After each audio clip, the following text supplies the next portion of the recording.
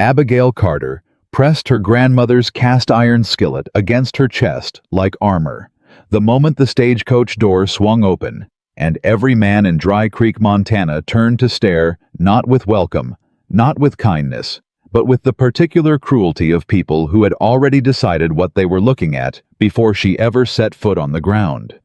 Someone laughed. She heard it clearly. She lifted her chin anyway. If this story already has your heart, hit that subscribe button right now and drop your city in the comments below. I want to see exactly how far this story travels. Stay with me all the way to the end, because what Abigail does next is something none of those people in Dry Creek ever saw coming. The summer of 1884 arrived in Dry Creek, Montana, the way it always did.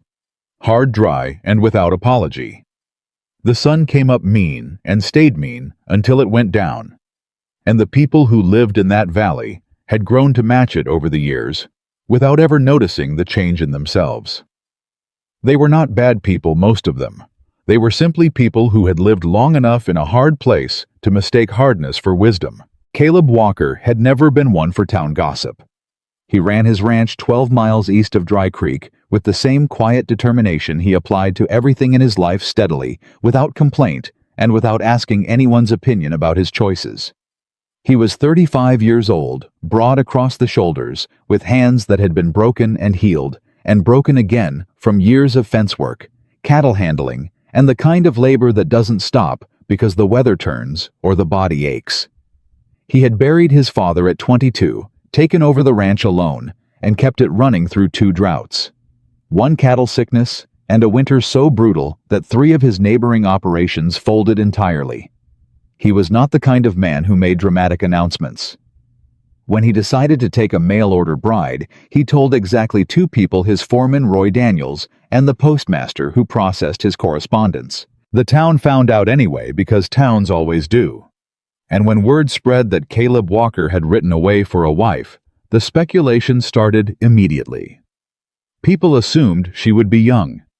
They assumed she would be pretty. They assumed that a man who had kept his land and his dignity through as much hardship as Caleb Walker had earned himself something worth looking at when he came home at the end of the day. No one assumed Abigail Carter. She stepped off the afternoon stage from Billings on a Thursday in late June, and the silence that fell over the small cluster of people waiting at the depot was the kind of silence that lands heavier than any sound. She was 28 years old, a full-figured woman with round cheeks and dark eyes, and the particular stillness of someone who had learned to take stock of a room before deciding how to move through it. She wore a dark blue dress that had been mended at the cuffs, sensible boots, and her brown hair pinned back plain and practical. She carried 1 worn leather suitcase in her right hand. Tucked under her left arm, wrapped carefully in a length of burlap, was a cast-iron skillet that had belonged to her grandmother. And in the front pocket of her dress, slim and quiet as a secret, was a small cloth-bound notebook, filled from cover to cover in her own careful handwriting. Caleb was there to meet her. He stepped forward from the edge of the platform, removed his hat, and said, "Miss Carter, I'm Caleb Walker. Welcome to Montana." She looked at him steadily. "Thank you for meeting me, Mr. Walker." That was it. That was the whole of their first greeting, simple, honest, without performance. They shook hands the way 2 people shake hands when they understand that words cost something and ought to be spent carefully. The men lounging outside the depot watched the whole exchange with open faces and unguarded mouths. Pete Harlan, who ran the feed store and had never in his life exercised any restraint over what came out of him, leaned to the man beside him and said at a volume calibrated precisely to carry "Lord Almighty." He wrote all the way to wherever for that. The man beside him, a ranch hand from the Gorman operation named Tucker, pressed his lips together to keep from laughing and failed. "Reckon the letter must have read different than the reality." A woman standing near the water trough, Margaret Elise Putnam, wife of the county's largest cattle broker and a person who considered herself a community pillar, watched Abigail step down onto the platform and said to the woman beside her in a tone that was not quite a whisper, "Poor Caleb. He must have been more desperate than any of us knew." Abigail heard every word of it. Her hearing had always been sharp, and she had spent enough years in enough rooms where people talked about her within earshot to know how to absorb that kind of cruelty without flinching in a way anyone could see. She adjusted her grip on the suitcase. She did not look toward the men at the depot. She did not look toward Mrs. Putnam. She looked at Caleb Walker, and she said quietly, "Shall we?" He put his hat back on, picked up her suitcase before she could protest, and said, "Wagons out front." They walked through the small crowd together, and the crowd parted for them the way people part for something that makes them uncomfortable. Not because they're afraid of it, but because they haven't yet decided what to do with what they're feeling. One boy, maybe 10 years old, standing beside his mother at the edge of the boardwalk, watched Abigail pass with open curiosity rather than cruelty, the way children watch things before adults teach them how to categorize what they see. The ride out to Walker Ranch took an hour and a half on a wagon road that wound through dry grass and scrub pine, and neither Caleb nor Abigail filled it with empty talk. He told her about the ranch, the acreage, the cattle count, the number of hands he employed, the condition of the outbuildings. She listened without interrupting, and when he was finished, she asked 3 questions that told him more about the kind of woman she was than any amount of polite conversation might have managed. She asked about the state of his root cellar.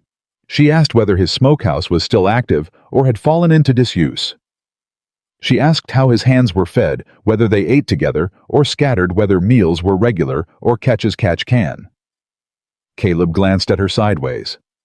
In 12 miles of road, most people who were nervous filled silence with something. She had waited the whole distance and then asked about a root cellar. "The root cellar's decent," he said. "Smokehouse hasn't been used steady in maybe 2 years since the last cook quit. The hands eat in the bunkhouse kitchen mostly whatever Roy Daniels can manage to throw together, which isn't much. They eat when there's time, which means some days they don't eat until dark." She was quiet for a moment. Then she said, "That'll change. Not, I'll try to fix that. Not, I hope I can help. That'll change." 2 words carrying the full weight of intention. Caleb said nothing, but he turned that phrase over in his mind for the rest of the drive. Walker Ranch sat at the base of a long sloping hill, surrounded by grazing land that stretched further than most men could acquire in a lifetime of working. The land was good land, genuinely good, the kind that could support a prosperous operation if everything else ran right. The problem was that everything else had been running slightly wrong for years. Small inefficiencies stacking on top of each other the way small debts do, until the weight of them became something you stopped noticing because you'd gotten used to carrying it. When the wagon pulled into the yard, 4 of Caleb's ranch hands were working nearby, and drifted over with the casual curiosity of men with no immediate reason to stay focused on their work. Roy Daniels, the foreman. A lean, weathered man in his mid-40s, with a face like old saddle leather, came out of the barn, wiping his hands on a rag, and stopped when he saw Abigail climb down from the wagon. His expression didn't change dramatically. Roy Daniels was not the kind of man whose face moved much. But there was a moment, brief, honest, where his eyes traveled over her, and something shifted in his jaw before he smoothed it away. He crossed the yard and nodded to Caleb. "Boss." Then to Abigail, "Ma'am." "This is Roy," Caleb said. "He runs the hands." "Mr. Daniels," Abigail said. "It's good to meet you. I'd like to see the kitchen when you have a moment, and the pantry if there is one." Roy looked at Caleb. Caleb looked at Roy. A communication happened between them that required no words, the kind of silent exchange that develops between 2 men who have worked together through enough difficult situations to have established their own language. "Sure, ma'am," Roy said. "Anytime you're ready." The other hands were less subtle. Billy Crane, 22 years old, and constitutionally incapable of keeping anything off his face, stared openly, and then said to the man beside him, "Hector Munoz, a wiry Mexican cowhand who was the most competent roper on the ranch. That's the bride." He said it low, but not low enough. Hector glanced at Billy sideways. "Shut your mouth, boy." "I'm just saying. I heard what you were saying. Now I'm telling you to stop saying it." Abigail did not look toward them. She followed Caleb to the house, still carrying her grandmother's skillet, because she had not set it down since stepping off the stage, and did not intend to, until she knew where it belonged. The house we built and completely neglected in the particular way that houses are neglected by men who are too busy keeping everything outside the house running to notice what's happening inside it. The floors were clean enough, but unswept in the corners. The curtains at the windows were sun-faded to colorlessness. The kitchen smelled of tin and old grease, and the particular staleness of a room where cooking happens out of necessity rather than care. Abigail set her skillet on the kitchen table. She opened the pantry door. She stood in the doorway for a long moment, surveying what was there, the gaps where things should be, the things that were there but badly organized. The dry goods stored without sense, the preservation jars stacked in a way that made them hard to access and easier to forget. Caleb watched her from the kitchen doorway. "It's not much," he said. "It's enough to start," she said. She turned around. "I'll need to know what the ranch grows, what you trade for, and what you buy regularly in town. And I'd like to walk the smokehouse and the garden before dinner tonight." "You just got off a day and a half of stages," Caleb said. "You don't have to, Mr. Walker." She looked at him with those dark, steady eyes. "I came here to build something, not to rest. There'll be time for rest later." He looked at her for a moment with the expression of a man recalibrating something he thought he understood. "All right," he said. "I'll take you out after you've had a few minutes to put your things down." What Abigail found when she walked the property that afternoon was a ranch that had all the bones of something genuinely good, and none of the muscle that would have made those bones function. The smokehouse had the equipment, just no consistent use. The kitchen garden had the space, but had been allowed to run ragged, planted without plan, and harvested without method.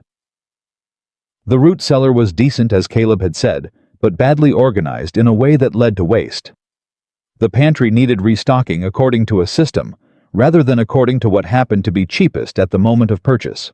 She wrote everything down in her notebook. Not complaints, observations, not problems, starting points. That first evening, she cooked dinner for the ranch hands with what was available. It wasn't elaborate. It didn't need to be. It was roasted chicken with rosemary pulled from the overgrown herb patch at the back of the garden, gravy built from the drippings and thickened right, and cornbread made from scratch in her grandmother's skillet. It was food cooked with attention, which is a different thing entirely from food cooked with effort. And the men in that bunkhouse dining room could feel the difference, even if they couldn't have named it. Billy Crane ate 3 pieces of cornbread and didn't say a word through the whole meal, which was so unlike him that Hector looked over twice to make sure he hadn't choked on something. Roy Daniels ate slowly and then sat with his coffee longer than usual. When he finally carried his plate to the wash basin, he paused at the kitchen doorway where Abigail was already cleaning up, and he said, "Ma'am, that was a real good meal." She looked up from the wash basin. "Thank you, Mr. Daniels. I'll need to get into town for supplies before the end of the week if that can be arranged." "I'll see to it," he said. In town the next morning, Mrs. Putnam was explaining to anyone who would listen at the dry goods counter that Caleb Walker had clearly made a terrible mistake, and that the woman he'd brought home was plain as a fence post and twice the size of what a woman ought to be, and that poor Caleb deserved so much better. Didn't he? And wasn't it just a shame, the kind of women that ended up in those mail-order situations? And back at Walker Ranch, 12 miles east, Abigail Carter was on her hands and knees in the kitchen garden, pulling weeds with her bare hands, her sleeves pushed to the elbow, her notebook propped open on a rock nearby, making plans that none of the people talking about her in town had the imagination to anticipate. By the end of her first week, she had reorganized the pantry from floor to ceiling, reactivated the smokehouse with a slow hickory burn and a side of beef that filled the entire yard with a smell so good that the 2 hands working the east fence line actually stopped what they were doing and stood there for a moment with their heads lifted like hounds, catching something on the wind. She had replanted the kitchen garden in rows that made sense, started a small herb bed near the kitchen door, and introduced a meal schedule that meant the hands ate at regular hours instead of whenever Roy could manage to throw something together. She had not argued with anyone. She had not defended herself to anyone. She had not responded to the looks that some of the men still gave each other when they thought she wasn't watching the raised eyebrows, the small private smirks that hadn't entirely disappeared yet, the whispered comments that fell quiet when she walked into a room. She heard more than they knew. She always had. But she had not come to Dry Creek, Montana, to argue about what she was worth. She had come to prove it. And she was already proving it one meal at a time, one reorganized shelf at a time, one carefully tended row of the kitchen garden at a time, in the quiet, relentless way of someone who has never needed applause to know the value of what they're doing and has never needed permission to begin. Caleb watched all of it. He was not a man who spoke easily about what he noticed, but he noticed everything: the way the bunkhouse had gotten quieter and somehow more alive at the same time, the way his hands had started coming in for meals with something that looked like anticipation instead of the weary resignation they used to wear. He noticed the way the pantry smelled different now, organized and purposeful, and the way the kitchen had started to feel like something was actually happening in it, rather than something merely surviving. He had not expected any of this. He had written away for a wife because the ranch needed running, and he was running out of the capacity to do it alone, and the practical part of him had made a practical decision. He had expected someone competent, someone steady. He had not expected someone who walked into a neglected kitchen with a cast iron skillet and a notebook and started building something from the ground up without anyone asking her to, without stopping to wonder whether the effort would be appreciated. On the 7th evening, he came in late from the South Fields to find the kitchen warm and lit and smelling of slow-cooked beef and something sweet he couldn't immediately identify. Abigail was at the stove, her back to him, and she didn't turn around when he came in because she had heard him on the steps and was already reaching for a second bowl. "Sit down," she said. "You didn't eat at the regular hour." "Had to check the south fence line." "I know. Roy told me. Sit down, Mr. Walker." He sat down. She set a bowl of beef stew in front of him and a piece of bread alongside it and poured his coffee without asking how he took it, because she had been paying attention from the first morning and already knew. She sat down across from him with her own bowl, her notebook beside her plate, open to a page of small, handwritten calculations he couldn't read from across the table. "The smokehouse output," she said, without looking up from her notes. "If we run it 3 times a week instead of once, we can cut the ranch's spending on preserved meat by roughly a third. I'll need a consistent wood supply, hickory, if you can get it." "I can get it," he said. "And the garden." She turned a page. "If we expand the southern beds, we can grow enough through summer to preserve well into February. We're behind on the bean crop, but there's still time if we plant this week." He ate and listened. After a while he said, "Where'd you learn all this?" She looked up then. "My grandmother's farm. I ran it for 6 years after she got sick before she passed." A pause. "I know how to keep a place going, Mr. Walker. That's why I answered your advertisement." He looked at her across the table, this woman who had stepped off a stage into a wall of cruel laughter and hadn't flinched, who had walked into a neglected kitchen and started rebuilding it from the floor up without complaint, who was sitting across from him now with a notebook full of plans for his ranch and a bowl of stew that was the best thing he'd eaten in longer than he could honestly remember. "Caleb," he said. She looked at him. "My name is Caleb. You don't have to keep saying Mr. Walker." She considered this for a moment with that careful, particular quality of consideration that was becoming familiar to him. Then she said, "All right, Caleb." He nodded and went back to his stew. Outside, the Montana summer night pressed warm against the windows, and 12 miles west in Dry Creek, people were still talking about the plain bride who would never be good enough for Caleb Walker. Inside the kitchen of Walker Ranch, Caleb Walker was eating the best meal he'd had in years, cooked by a woman who had already quietly changed more things in 7 days than most people managed in a season, and neither of them felt the need to say a single word about what that meant. Not yet. But the meaning was there, building slowly in the warm kitchen, in the notebook, full of plans, in the particular silence of 2 people beginning without quite announcing it to trust each other. Roy Daniels was not a man who changed his mind easily.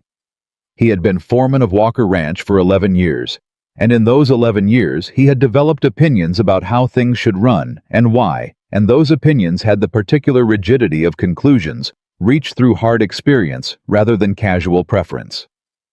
He did not dislike Abigail Carter, He simply had not yet decided what to do with her, which for Roy Daniels amounted to the same thing as suspicion. The morning of her 8th day at the ranch, he found her in the smokehouse before sunrise. He had come out early to check the fire, because that was his habit. The smokehouse had been his responsibility for the 2 years since the last cook quit, which meant it had been largely ignored for 2 years, which meant the habit had atrophied into little more than an occasional guilty glance in that direction. He pushed the door open, expecting to find cold ash, and instead found Abigail crouched in front of a steady hickory fire. Her sleeves rolled to the elbows, consulting her notebook by the light of a small oil lamp she had positioned on the shelf above the wood stack. He stopped in the doorway. She looked up. "Mr. Daniels, good morning." "Ma'am?" He looked at the fire, at the notebook, at the fresh-cut hickory stacked to one side. "What time did you start this?" 4:30, she said. "I wanted to get a feel for the heat before we put the meat on. The draw on this chimney runs a little hot on the left side. I'll need to compensate for it." Roy stood in the doorway for a moment longer than was strictly necessary. Then he said, "You know smokehouse work." "My grandmother smoked everything," Abigail said. "Pork, beef, fish when we could get it, vegetables in late season. I grew up in that smokehouse more than the house, if I'm honest." She made a small notation in her notebook. "I was thinking we start with the beef side we pulled from the cellar yesterday. Does that work with your schedule?" "That works fine," Roy said. He came fully into the smokehouse, pulled an old stool from the corner, and sat down. He did not offer to help, and she did not ask him to. They stayed that way for a while, her tending the fire and making her notes, him watching with his arms folded across his chest, and the expression of a man conducting a private evaluation that he was not ready to share the results of. Finally, he said, "The boys talked last night." Abigail didn't look up from her notebook. "I imagine they do most nights." "About the food," he paused. "They said it was the best meal they'd had at this ranch since Caleb's mother passed near on 12 years ago. She was quiet for a moment. Then she said, "That's kind of them to say." "Billy Crane said it," Roy said, with the particular dryness of a man whose statement is funnier when you know the subject. Billy Crane, who has never in his adult life said anything kind about anything, he didn't immediately follow up with something stupid. Abigail looked up at that. Something crossed her face, not quite a smile, but the shape of one, the way a landscape changes just before the sun comes over the ridge. What did he follow it up with? He said, and I am quoting him directly, "I don't care what she looks like. I'd build her a whole new smokehouse myself if she'd make that cornbread every week." Roy's face remained entirely neutral. "I thought you should know the range of your constituency." This time she did smile briefly and fully, and it changed her face in a way that Roy Daniels filed away without comment. "Tell him the cornbread will be weekly," she said, "as long as someone keeps me in good cornmeal." "I'll pass that along," Roy said. He stood up from the stool, took one more look at the fire, and nodded to himself with the air of a man whose evaluation had reached a preliminary conclusion. "I'll have Hector bring the beef side down after breakfast. Thank you, Mr. Daniels." He was at the door when he stopped and said without turning around, "Roy." She looked at his back. "I beg your pardon?" "Roy," he said again. "You can call me Roy. Mr. Daniels is what the bank calls me when I'm late on something." He went out into the early morning, and Abigail Carter turned back to her fire and her notebook, and something in the ranch shifted subtle as a change in wind direction, but just as real. The second week brought its own complications.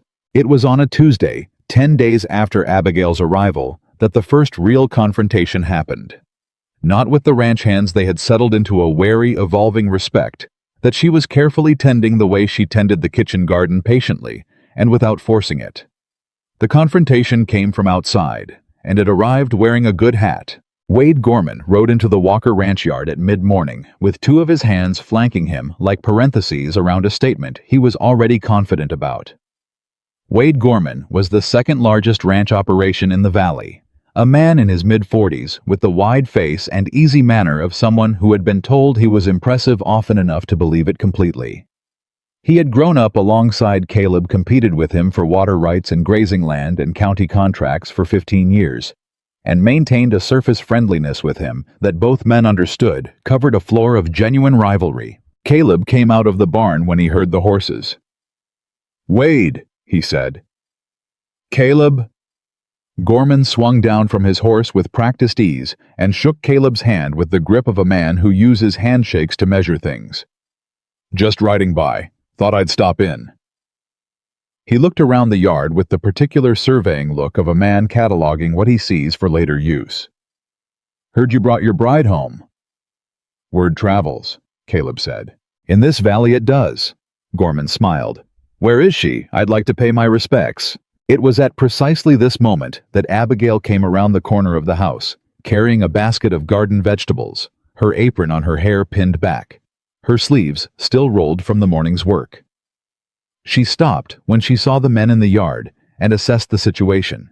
In about 2 seconds, the kind of rapid environmental reading she had gotten very good at over a lifetime of walking into rooms where people had already formed opinions of her before she arrived. Gorman turned and looked at her. His expression did what expressions do when people haven't yet learned to control them in the presence of something that surprises them. It moved through several things quickly before landing on something that was almost, but not quite neutral. "Ma'am," he said. "Mr. Gorman," Abigail said, which told him she already knew who he was, which shifted the balance of the interaction slightly, in a direction he hadn't expected. "I was just telling Caleb I'd heard about his new bride." He smiled the smile of a man deploying charm. "How are you finding Montana?" "Productive," she said. She shifted the basket to her other arm. "We got the smokehouse running again this week. Did you know Walker Ranch has some of the best hickory access in the county? It's been sitting unused for 2 years. Gorman blinked. "Is that so?" "The root cellar's in good shape too. Better than most in the valley, actually. The construction is solid. We're expanding the kitchen garden this week, and we'll start putting up preserves by end of July." She said all of this pleasantly conversationally, the way someone discusses the weather, without any apparent awareness of how much information she was delivering about the operational state of a competing ranch operation. "Is your kitchen garden running well this summer, Mr. Gorman?" Gorman looked at her for a moment. Then he looked at Caleb. Caleb's expression gave him absolutely nothing. "It runs fine," Gorman said. "Good. It's the kind of summer where you really want to stay on top of the watering." She nodded pleasantly. "I'll let you two talk. It was nice to meet you, Mr. Gorman." She went into the house. Gorman watched the door close behind her. Then he turned to Caleb slowly with a new expression. Something more careful, less confident, the look of a man who just had a conversation he thought he was directing and is not entirely sure when he lost the thread of it. "She's something," he said, which was not what he had planned to say. "Yes," Caleb said simply. "She is." That evening at the supper table, Roy told the story of the encounter to the assembled ranch hands with the deadpan economy of a man who has found the precise way to make something funny without appearing to try. He described the way Gorman's face had moved through its various stages, the way Abigail had deployed her knowledge of the ranch's operational assets like a card player, laying down a hand, the way Gorman had ridden out of the yard afterward, looking like he'd stopped in for a drink of water and accidentally swallowed something much stronger. Billy Crane laughed so hard he had to put down his fork. Hector Munoz shook his head slowly, which for Hector was approximately equivalent to a standing ovation. Caleb at the head of the table said nothing, but he ate his dinner with the unhurried ease of a man who is for the first time in quite a while comfortable in his own house. Abigail, for her part, served seconds to anyone who wanted them and stayed out of the storytelling which everyone at the table understood was its own kind of eloquence. The complication that arrived in the third week was more personal, and it came from a direction Abigail had not fully anticipated. Her name was Clara Hutchins, and she arrived on a Wednesday afternoon with her mother ostensibly to welcome Abigail to the county. Clara was 24 years old, fair-haired, slender, and possessed of the specific social confidence that comes from having been considered the prettiest girl in a small valley for long enough to build a personality around it. She had, as several people in Dry Creek had made a point of mentioning to each other, but not to Caleb, expected to marry Caleb Walker herself. She had been expecting it for approximately 3 years, with the patient certainty of someone who believes that what they want is simply a matter of. And then the letter had come, and the stage had arrived, and Abigail Carter had stepped off it. Clara sat in the Walker Ranch parlor with her mother, a cup of tea balanced on her knee, and looked around the room with the eyes of a woman cataloging a space she had previously imagined belonging to her, and she was gracious in the particular way that very pretty women, with very wounded pride, can be gracious, perfectly pleasant on the surface, with a thin, cold current running underneath. "You've made some changes," she said, looking around the parlor. Abigail had rehung the faded curtains with a set she'd found folded in a trunk. Not new, but better, a deep green, that made the room feel like something lived in, rather than something merely occupied. "A few," Abigail said. "It's very practical," Clara said. The word practical landed the way she intended it to. "Thank you," Abigail said, as though it had landed differently. Clara's mother, a thin, careful woman named Martha, said, "We heard you've been doing wonders with the kitchen. Clara is a wonderful cook herself, aren't you, dear?" It was not quite a question. "I do all right," Clara said with the modest smile of someone who believes the opposite. "I'd love to have you cook for the hands sometime," Abigail said pleasantly. "Roy tells me they always appreciate a change. I'll need help with the preservation work come August anyway. It's too much for one person, and I'd welcome the company." Clara looked at her. The offer was so genuinely, straightforwardly kind that Clara couldn't find the angle in it, which bothered her in a way she couldn't immediately name. "Perhaps," Clara said. When they left an hour later, Martha Hutchins told her daughter in the wagon that she thought Abigail Carter was a perfectly nice woman, and Clara stared at the road ahead and didn't answer, because she had come to Walker Ranch expecting to feel superior and instead felt something closer to confused, and she hadn't yet worked out how to address that. It was around this same time that Billy Crane made his mistake. He made it on a Thursday afternoon when he was tired and hot, and feeling the particular meanness that descends on a man when the work has been hard and the day has been long and no one has yet told him to rein it in. He was coming from the barn when he nearly collided with Abigail crossing the yard, and he stepped back and muttered, not to her technically, but in a volume that made the distinction academic, "Watch where you're going, big woman." He said it without thinking, the way people say things they would never say if they were actually paying attention to what they were doing. Abigail stopped. The yard was not empty. Hector was at the fence line 10 feet away. Roy was coming out of the equipment shed. A younger hand named Pete Larson stood near the water pump. The silence that happened was not the comfortable silence of a moment before words. It was the specific pressurized silence of a moment after something has been said that cannot be unsaid, while everyone in earshot works out what comes next. Abigail turned and looked at Billy Crane. She looked at him with those dark, steady eyes without anger, or rather with something past anger, the particular calm of a woman who has been navigating exactly this kind of moment her entire life and has had sufficient time to decide how to handle it. She said, "Billy." He had the grace to look immediately and genuinely ashamed of himself, which was the only thing that kept the next few seconds from being significantly worse for him. "Ma'am," he said. His voice had lost all its carelessness. "You've been eating at my table for 3 weeks, she said. Not loudly, not with heat, just clearly. I've fed you every morning and every evening, and I've never once given you a reason to speak to me that way. Now." A pause. "Would you like to try that again?" Billy opened his mouth, closed it. His face had gone the particular color of a young man who is experiencing genuine remorse in public for the first time and finding it uncomfortable. "I'm sorry, ma'am," he said. "That was wrong of me. I'm sorry." Roy Daniels from the doorway of the equipment shed said nothing. He did not need to. Hector at the fence line went back to his work with the air of a man who has witnessed something he will not forget. Abigail nodded once. The way a woman nods when she accepts an apology and considers the matter settled, and she continued across the yard with her basket. That evening at supper, Billy Crane was quieter than usual. He ate everything on his plate and asked politely for the bread and said thank you when it was passed to him, with the careful deliberateness of a 22-year-old learning to inhabit a better version of himself. No one mentioned the incident directly. No one needed to. The texture of the evening said everything that needed saying. Caleb, who had heard the account from Roy during the afternoon's work, ate his dinner and watched his hands and watched Abigail move between the kitchen and the table. And he thought about the kind of authority that doesn't require volume or threat to function.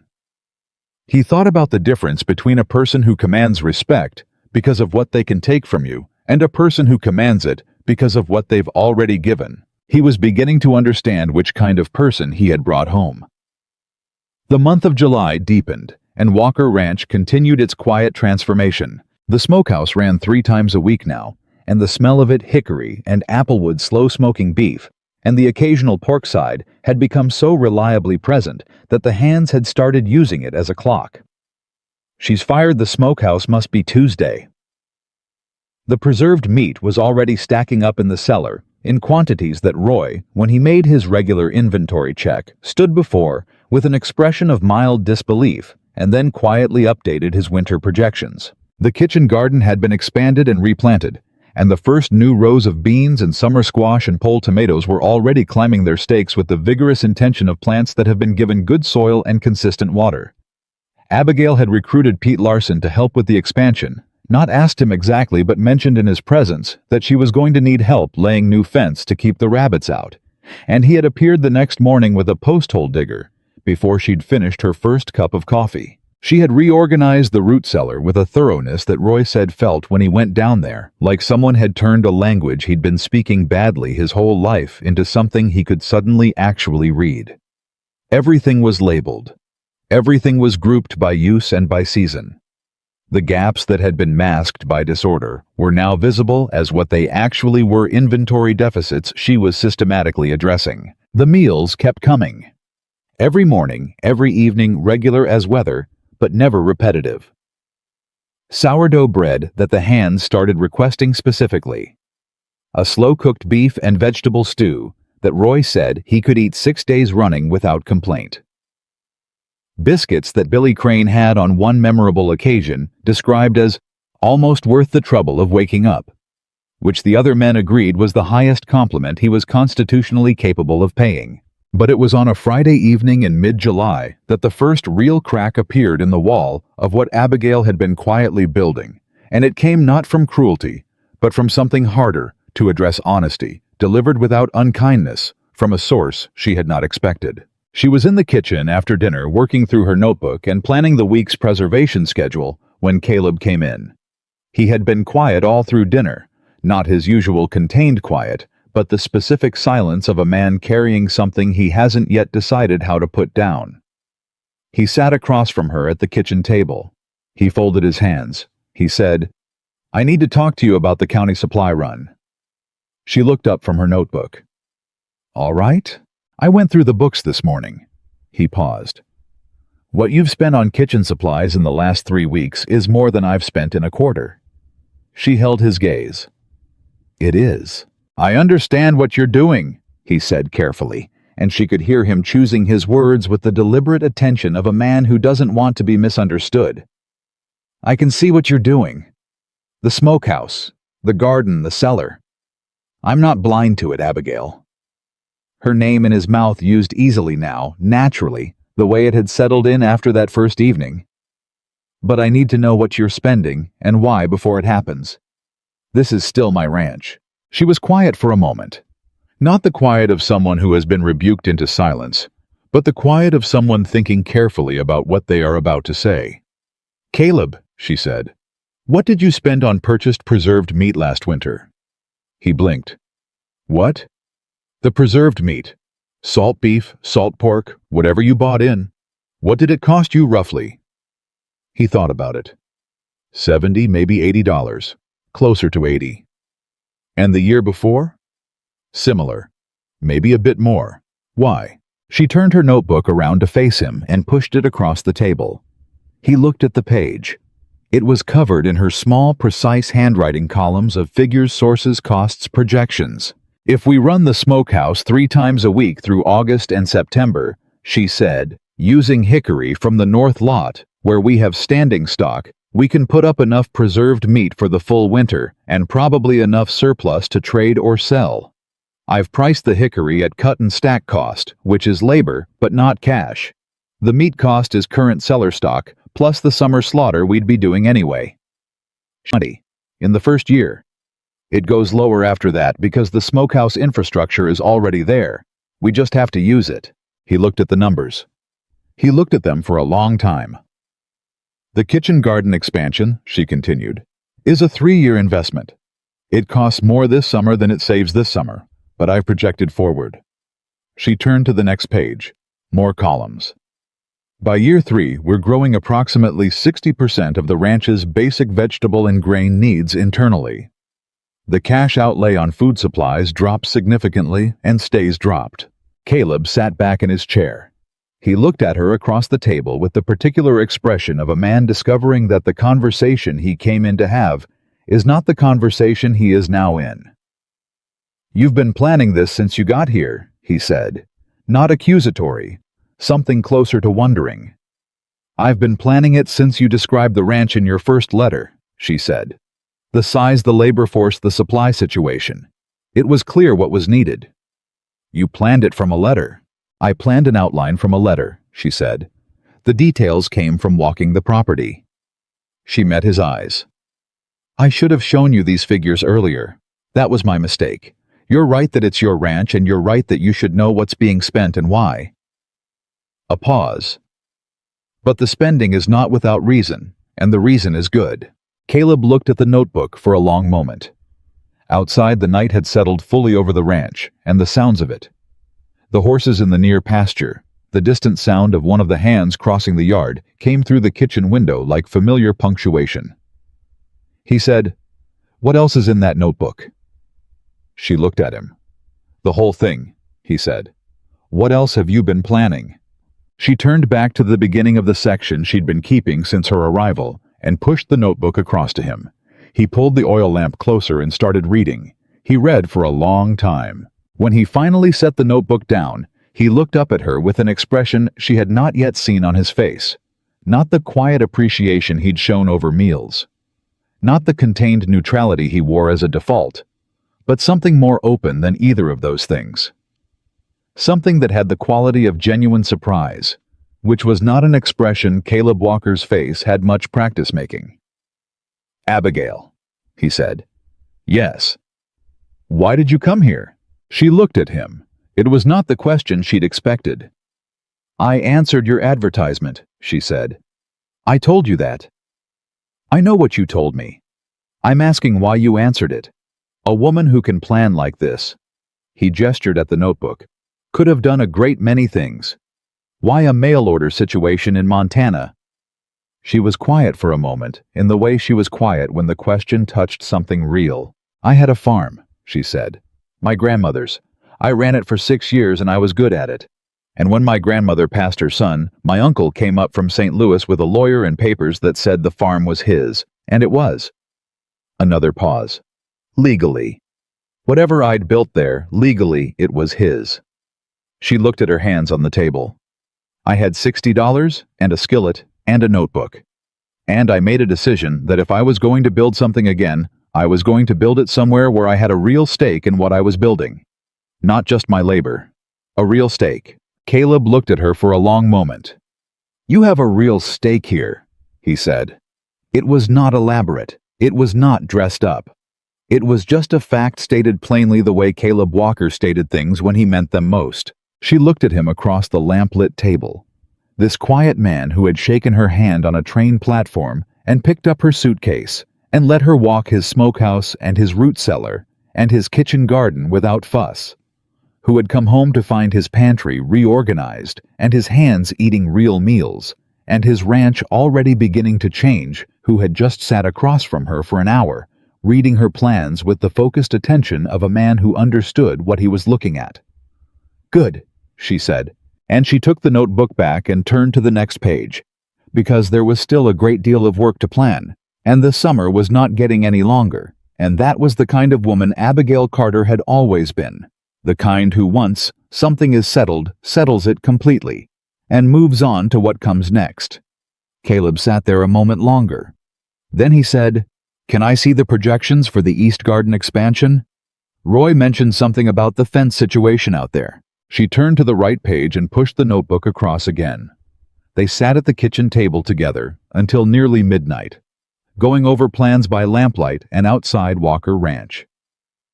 The Montana summer pressed warm and dark against the windows, while 12 miles west in Dry Creek, people who did not know any of this continued to feel certain they understood exactly what kind of woman Abigail Carter was. They had never been more wrong about anything in their lives. The annual Dry Creek Valley Summer Gathering had been a tradition for 22 years, and in those 22 years, it had functioned as something more than a social occasion. It was an accounting, a public ledger of who was prospering and who was struggling, who had made smart decisions and who hadn't, whose land was producing and whose was bleeding. People came dressed in their best and brought their best food and their best manners, and underneath all of that, they were doing the same thing they always did, which was measuring each other. Caleb Walker had attended every one of these gatherings since taking over the ranch at 22, and he had attended each one the same way quietly, without making claims, letting the state of his operations speak for whatever needed speaking. He had never been the kind of man who announced himself. He had also never in 22 years of these gatherings brought a wife. The invitation arrived on a Tuesday in late July, delivered by the postmaster's boy on horseback, and Caleb brought it in from the yard and set it on the kitchen table in front of Abigail without a word. She read it. She set it down. "When is it?" she asked. 3 weeks from Saturday," he said. "First weekend of August." She picked up the invitation again, read it a second time more slowly, then put it down and turned back to the bean shelling she'd been working through.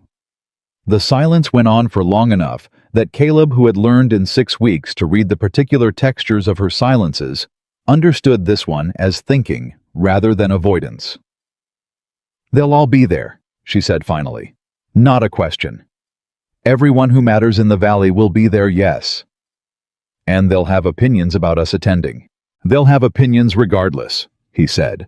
"But yes, attending confirms certain things. Not attending confirms other things." She was quiet again. Then she said, "What would you have done if you'd gone alone?" Caleb pulled out the chair across from her and sat down. It was the thing she'd noticed about him over 6 weeks. He sat down for difficult conversations rather than hovering in doorways. He treated hard things like things worth actually sitting still for. "I'd have gone," he said, "eaten whatever food was put in front of me, talked cattle prices with the men I needed to talk to, come home. And now, he said carefully, "I'd like to go with my wife, if my wife is willing." She shelled 3 beans into the bowl before she answered. "I'm willing," she said, "but I want to cook." He blinked. "It's a hosted gathering. The hosting rotates. This year it's at the Morrison property." "I know. I read the invitation." She met his eyes. "I want to bring food, not as a contribution alongside everyone else's. I want to bring the main table." The silence that followed was a different kind than hers. Caleb's silences were fewer and more deliberate, and this one had the quality of a man working out the implications of something at speed. "That would be a statement," he said. "Yes," she said, "it would." He looked at her. She looked back at him with those steady dark eyes that had over 6 weeks revealed themselves to be something he found increasingly difficult to look away from, not because of anything dramatic, but because of the quality of attention behind them. Abigail Carter looked at things, really looked in a way that made you feel simultaneously more seen and more honest than you were accustomed to being. "All right," he said. She nodded and went back to her beans. What neither of them said, and both of them understood, was that this was not merely about food. It was about the fact that every person in the Dry Creek Valley who had whispered about Caleb's plain bride who had stood at the depot and laughed, who had made their calculations about what she was worth, based on what she looked like, was going to be in the same place at the same time. And Abigail Carter had no interest in defending herself with words. She never had. She had something more powerful than words, and she intended to use it. The 3 weeks that followed were the most focused Abigail had been since arriving at the ranch, which was saying something given the baseline. She planned the menu with the same methodical intensity she brought to the preservation schedule, and the garden projections working through her notebook in the evenings, while Caleb read or went over his own accounts, cross-referencing what she knew about feeding large groups against what she knew about the particular social dynamics of a valley gathering, where every bite of food would be quietly evaluated alongside everything else. She was not trying to impress anyone. That distinction mattered enormously to her. Impressing people was about performing for their approval. And she had spent enough of her life understanding that their approval was not something she could earn through performance. People who had already decided what they thought of a person tended to interpret any performance as confirmation of whatever they'd already decided, either the good version or the bad. What she was doing was something different. She was going to cook the food she cooked the way she cooked it and let the food be what it was. Roy caught the mood of the preparations early and came to her on the Wednesday before the gathering with his hat in his hands, which was how Roy Daniels indicated that what he was about to say was something he'd been thinking about for a while. "You're taking this seriously," he said. "I take everything seriously," she said. "More than usual, then." He turned the hat brim through his fingers. "I wanted to say, and I want to be clear that I'm speaking for myself and not for anyone else, even though I suspect the others feel the same. I think what you're doing is right. Going to that gathering, taking the food." A pause. "The men would like to come, to serve." She looked up from her notebook.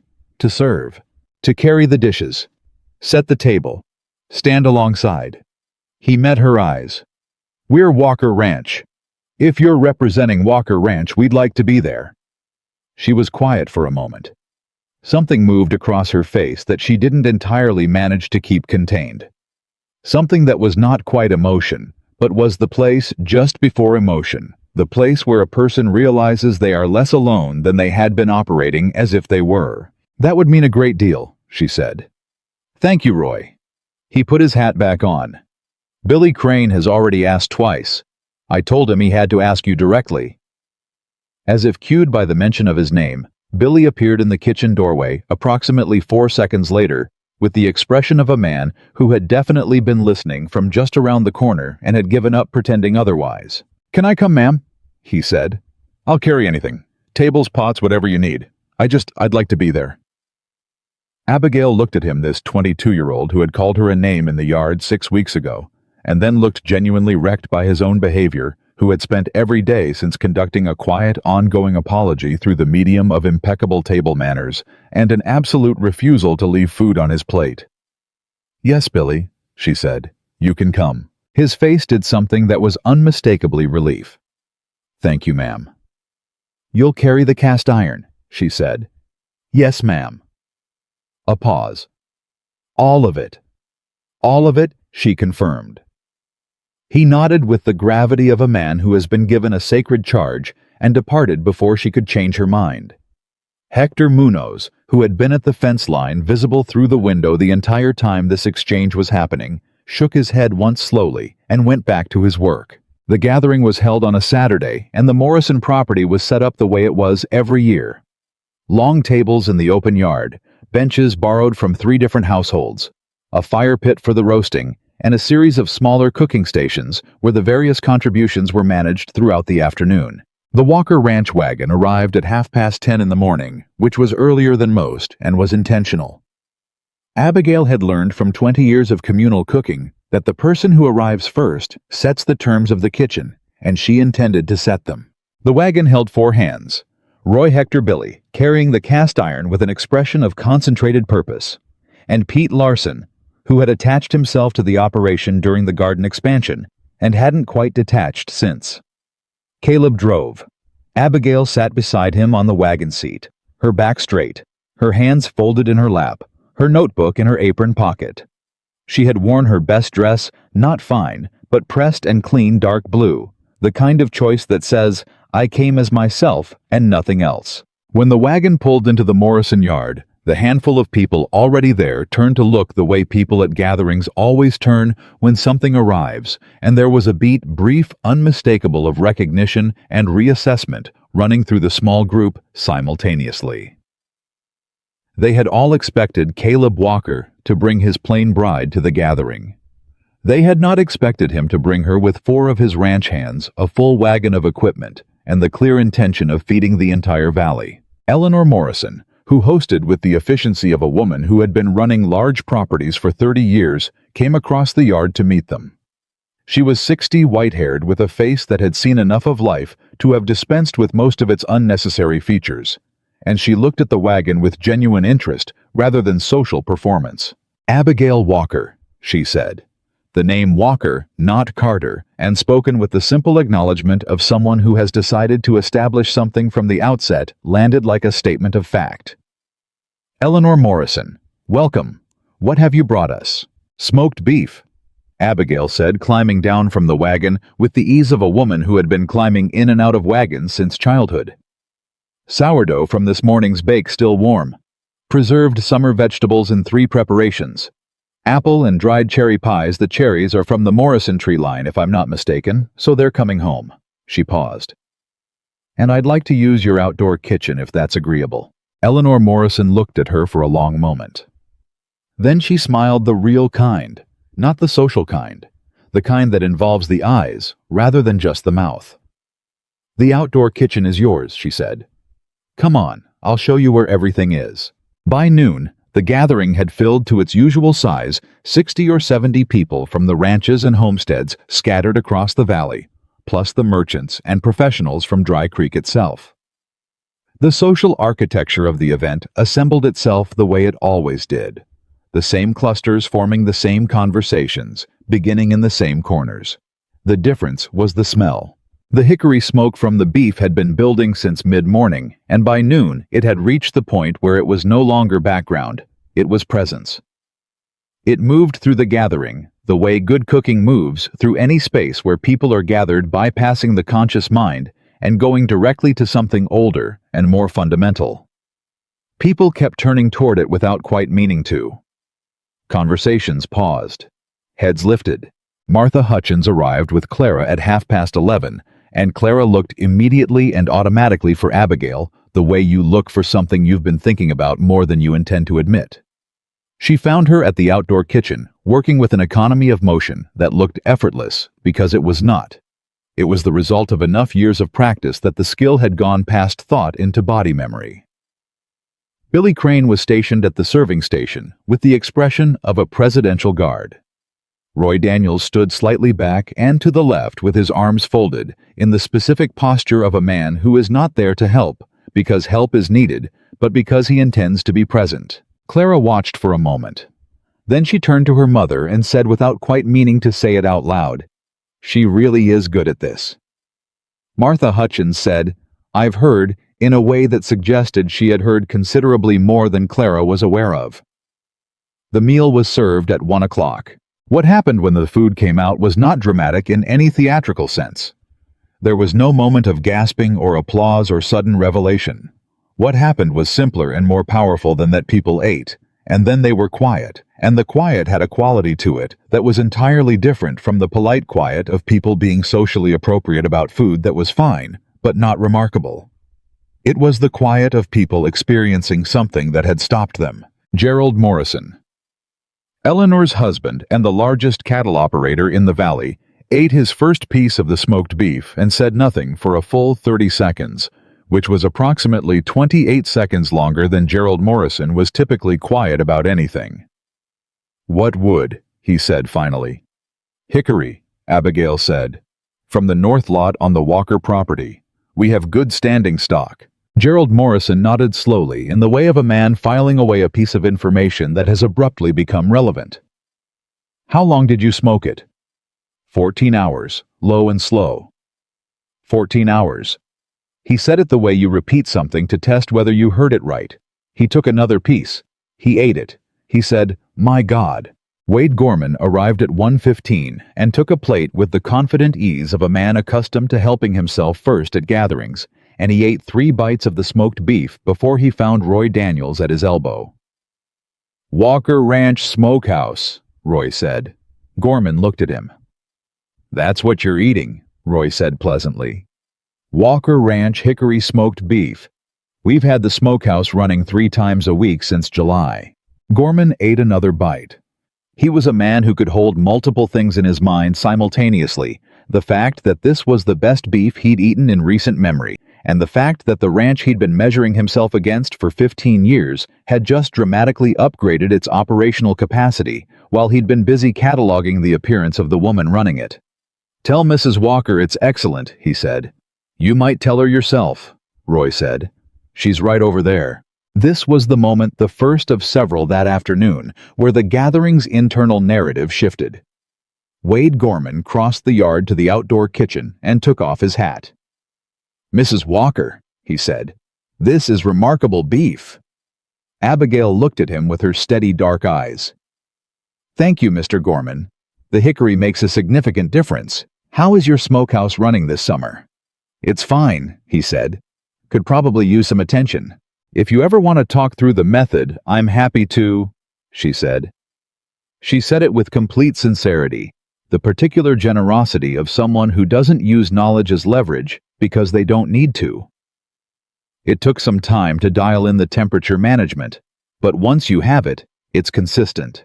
Gorman stood there for a moment with the look of a man being offered something he didn't entirely know how to receive. "I'd appreciate that," he said, which was more than he had planned to say. It was at approximately 2 in the afternoon, when the meal was at its fullest and the conversation at its most open, that the twist arrived.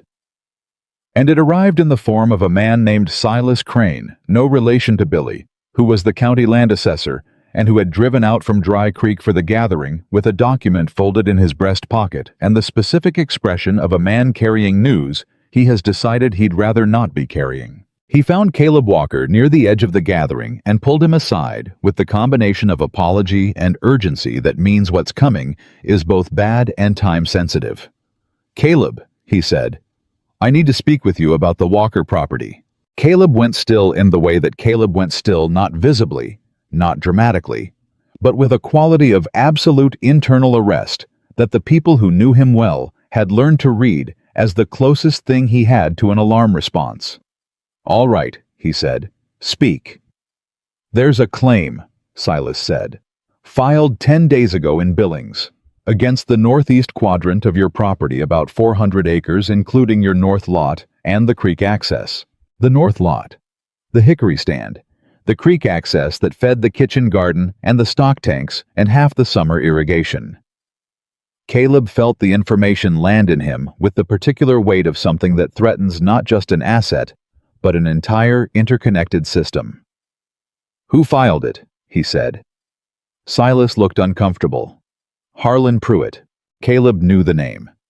Everyone in the valley knew the name.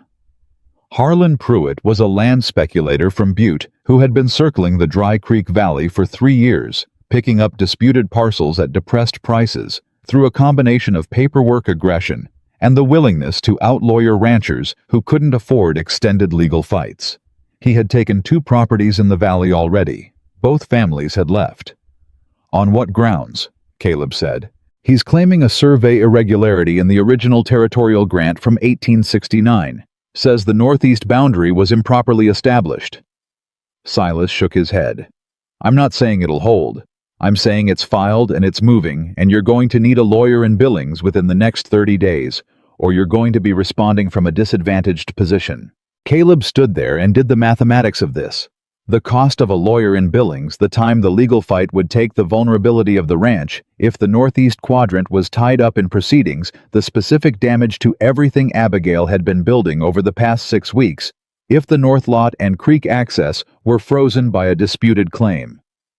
"I appreciate you telling me," he said with a steadiness that cost him something. Silas Crane nodded and folded himself back into the gathering, and Caleb turned toward the outdoor kitchen where Abigail was still working.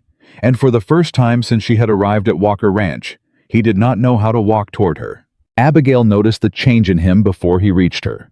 She had been tracking the gathering with her peripheral awareness, the way she tracked any environment she was operating in. And she had seen Silas Crane pull Caleb aside, and she had seen the quality of Caleb's stillness during that conversation. And she had already been preparing herself for whatever it was before he got to her. He told her quietly in the space beside the outdoor kitchen, where the noise of the gathering covered their conversation. She listened without interrupting. When he finished, she was quiet for a moment. Not the thinking quiet this time, but the kind of quiet that happens when someone is absorbing something and deciding simultaneously. "Do you have the original survey documents?" she said. He looked at her. "At the house, in the file box under the desk. The 1869 grant, is there a copy with the county records office?" "There should be." "Then Silas Crane can get us a certified copy." She looked across the gathering toward the land assessor. "Caleb, a survey irregularity claim from 1869 is not a simple thing to make stick.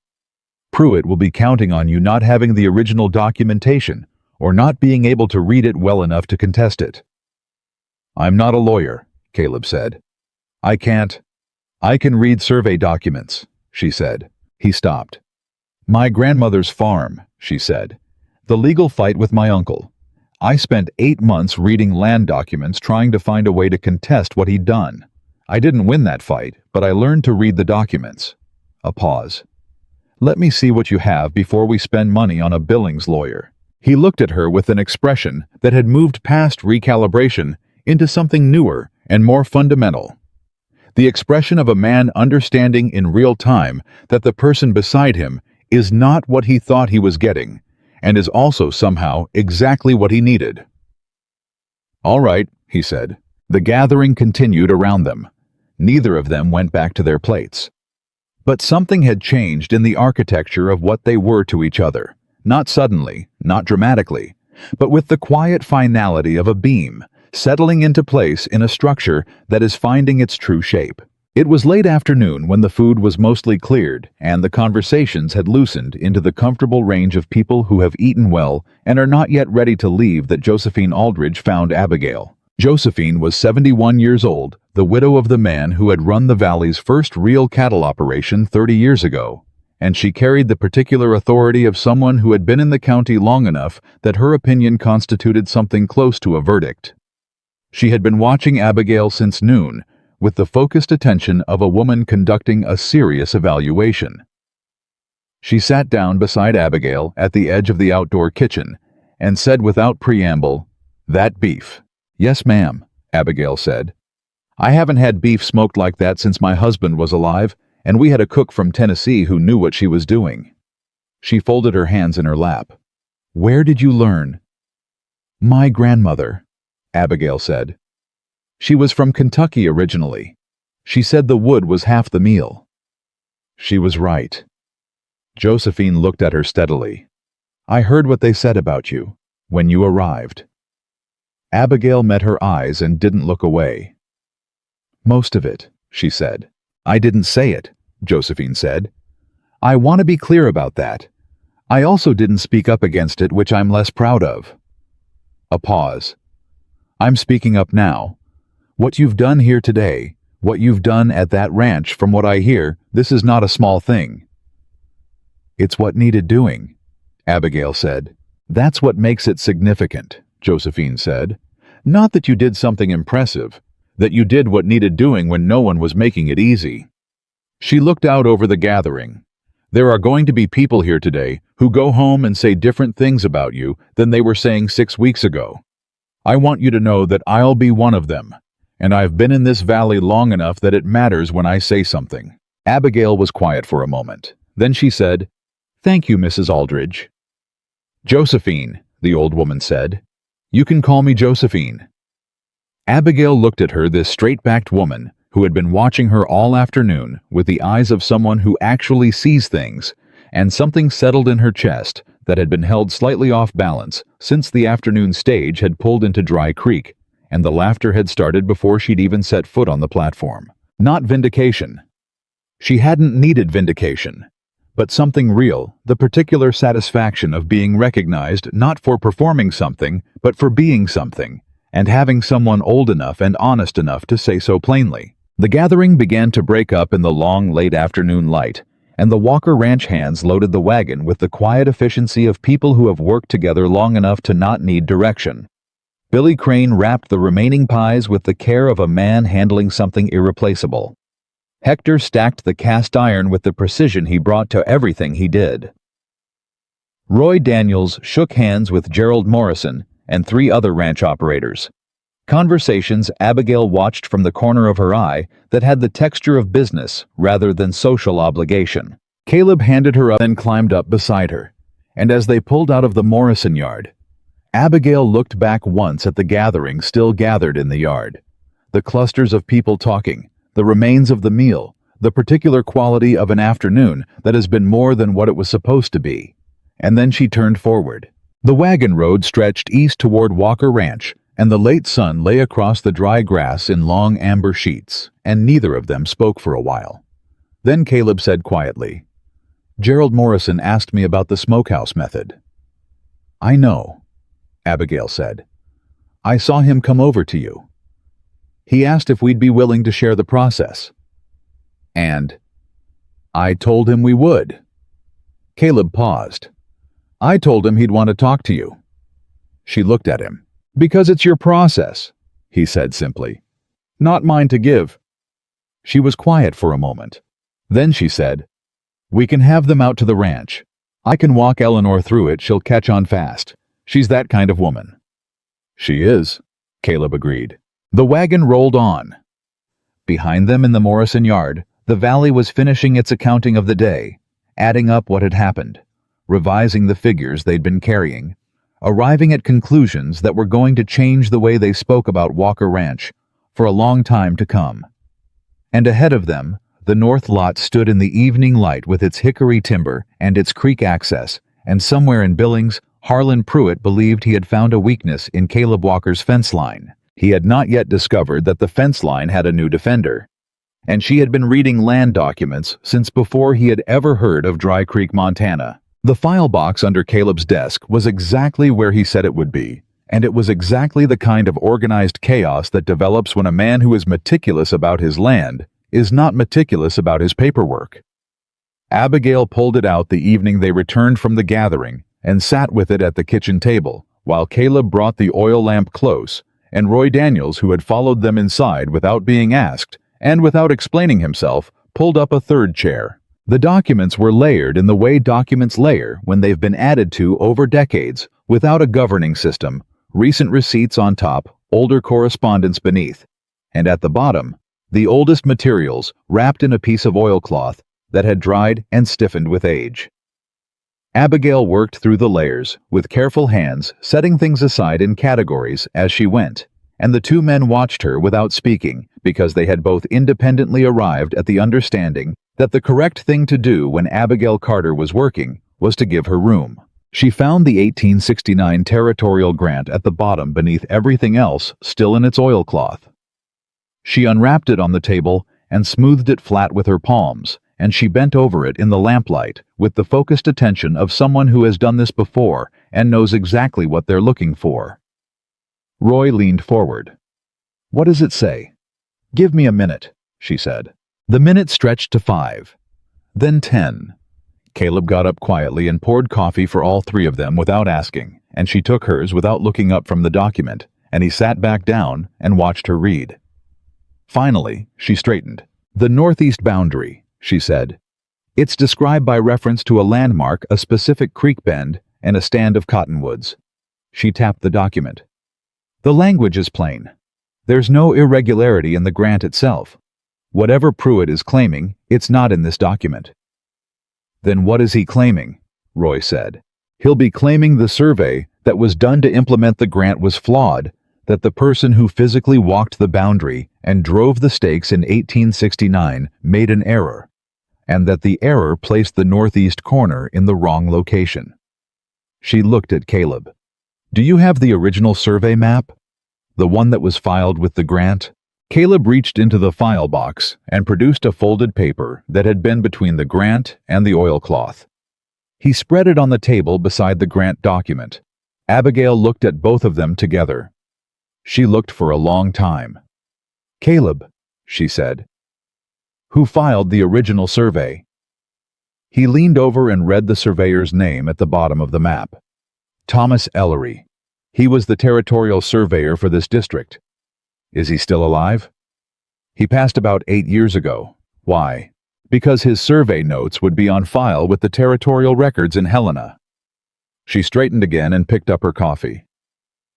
Pruitt is betting that you don't have the survey notes, and that without them you can't prove the original boundary placement was accurate. The survey map alone isn't enough. It shows where the stakes were supposed to go, not where they actually went. Roy said, "Can we get the notes from Helena? We can try." She looked at Caleb. "It depends on whether they were properly archived. Territorial record-keeping in 1869 was not always what it should have been." She paused. "But there's something else." Both men looked at her. "The creek bend that's used as the landmark in the original grant," she said. "Creek bends move. Over 50 years a creek can shift its course considerably." She tapped the grant document again. "If the creek has moved since 1869, Pruitt may try to use that as part of his argument that the landmark the boundary was referenced from no longer exists in the same location, which makes the original placement ambiguous." The kitchen was very quiet. "Has the creek moved?" Roy asked.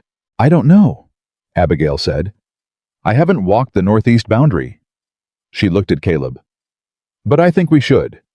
Before we do anything else, before we write to Helena, before we engage any lawyer, I think we need to walk that boundary and understand exactly what we're defending." Caleb nodded once.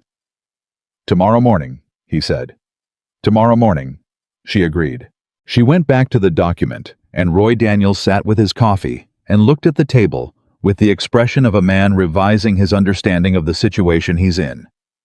And outside the kitchen window, the Montana night was fully dark now, full of the sounds of a ranch that was without announcement, fighting for itself. They rode out to the northeast boundary at first light with Hector and Billy, because Caleb trusted Hector's eye for terrain, and Billy had turned out in the past 6 weeks to be someone who could be depended on when the stakes were clear to him. Abigail rode with the survey map in her saddlebag and her notebook in her apron pocket, and she rode competently enough that none of the hands had to adjust their pace for her, which Roy noticed and filed away without comment. The ride took 40 minutes. The northeast corner of the Walker property was at the far edge of the north lot, the same north lot where the hickory timber stood, the lot that fed the smokehouse, and had over 6 weeks become one of the most operationally significant pieces of land on the ranch. They found the original survey stake still in the ground. It was weathered down to near ground level, the wood gray and compressed with age, but it was there, which was the first piece of good news. Abigail dismounted and crouched beside it.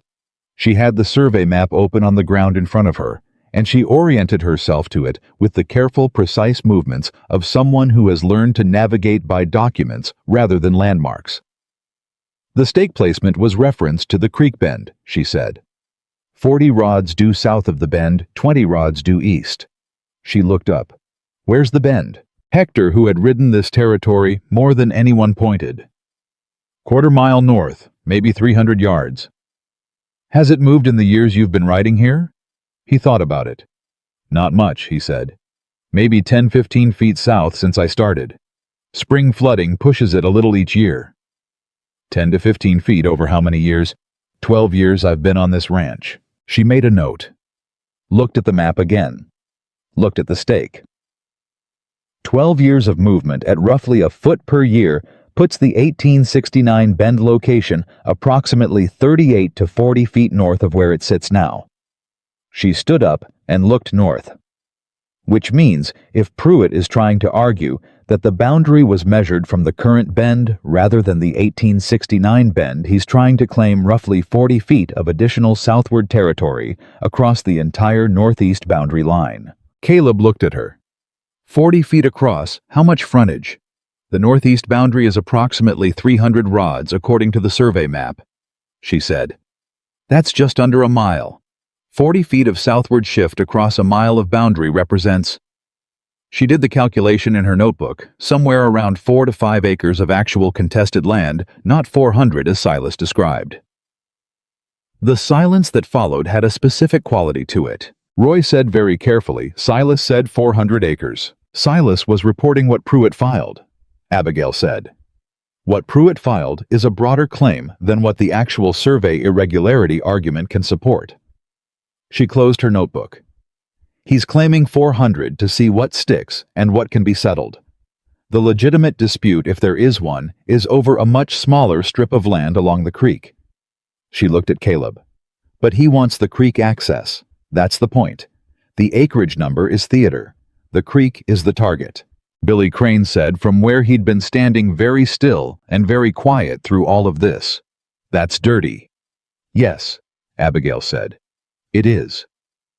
Caleb stood at the boundary stake for a moment, with his hat in his hands, looking north toward the creek, and the expression on his face was the expression of a man doing a complicated private accounting of what he'd built on this land, of what was now at stake, of the distance between what he'd assumed was settled and what apparently was not. He turned to Abigail. What do we do? She answered without hesitation, because she had been thinking about this since the night before, and the thinking was done. We write to Helena for the Ellery survey notes. We get Silas Crane to certify the current creek position formally, so we have a dated record of exactly where it sits now. We document this stake position with witnesses. She looked at Hector and Billy, who both nodded. And then we write to Pruitt's lawyer directly, not through a third party. And we demonstrate that we understand precisely what he's actually claiming, which is significantly less than what he's filed. How does that help us? Roy asked. Because men like Pruitt operate on the assumption that the people they're targeting don't know what they have and can't read what's being done to them, she said. The moment you demonstrate that you understand the actual scope of the claim, the intimidation value drops significantly. He's not going to pursue 400 acres through a real legal fight if the genuine dispute is over a boundary strip. A pause. He's banking on a settlement. We let him know there's nothing to settle. Caleb put his hat back on. He looked at her with that expression, the one she'd first seen across the lamplight on the kitchen table when he'd read her notebook full of ranch projections that had the quality of someone updating a map they've been using and discovering the territory is larger than the map suggested. You learned all of this, he said, from fighting for your grandmother's farm. I lost that fight, she said. You learned enough to win this one. She held his gaze. We'll see, she said, which was the most honest answer, and the one she gave because she did not make promises about things that were not yet certain. They rode back to the ranch, and by noon Abigail was at the kitchen table writing 2 letters simultaneously, one to the Territorial Records Office in Helena, and one to Silas Crane, while Caleb drafted a third at the desk in the front room. The letters crossed in the revision process twice, each of them coming to the other with a document to read and a question to answer. And by the time the final versions were ready to go out with the afternoon's postwriter, what they had produced together was something that neither of them could have produced alone. The weeks that followed were the hardest weeks Abigail had spent at Walker Ranch, and they were hard in a way that was different from the early difficulty of establishing herself in an unfamiliar place with unfamiliar people. That difficulty had been social and physical, the work of earning trust in an environment that had started from the assumption of her inadequacy. This was different.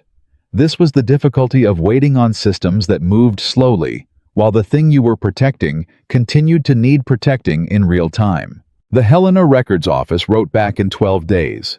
The survey notes existed. They were requesting a formal copy order and a processing fee of $3, which Abigail paid from the household accounts without discussion and logged in her notebook as legal expense category necessary. Silas Crane came out to the ranch on a Thursday morning to formalize the creek position documentation, and he stood at the northeast boundary with Caleb and Roy and measured the current position with the professional care of a man who understood that he was now part of a legal record rather than a social conversation.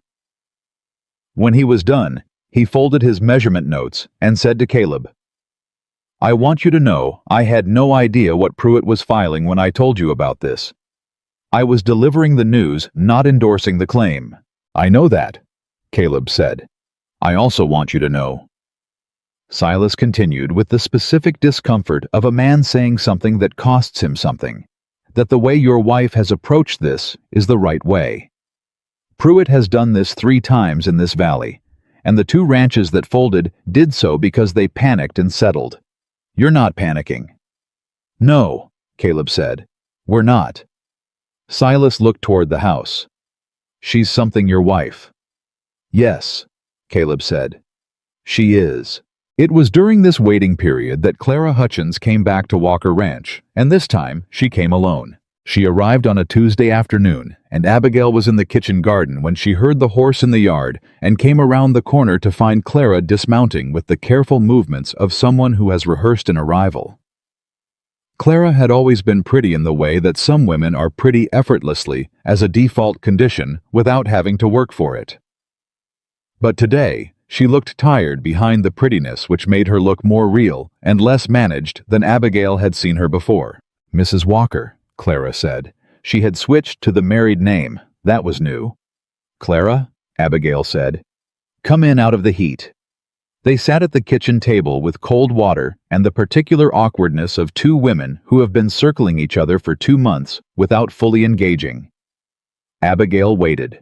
She had learned years ago that the person who fills a silence first is usually the one who most needs what's in it. Clara filled it. I owe you an apology, she said.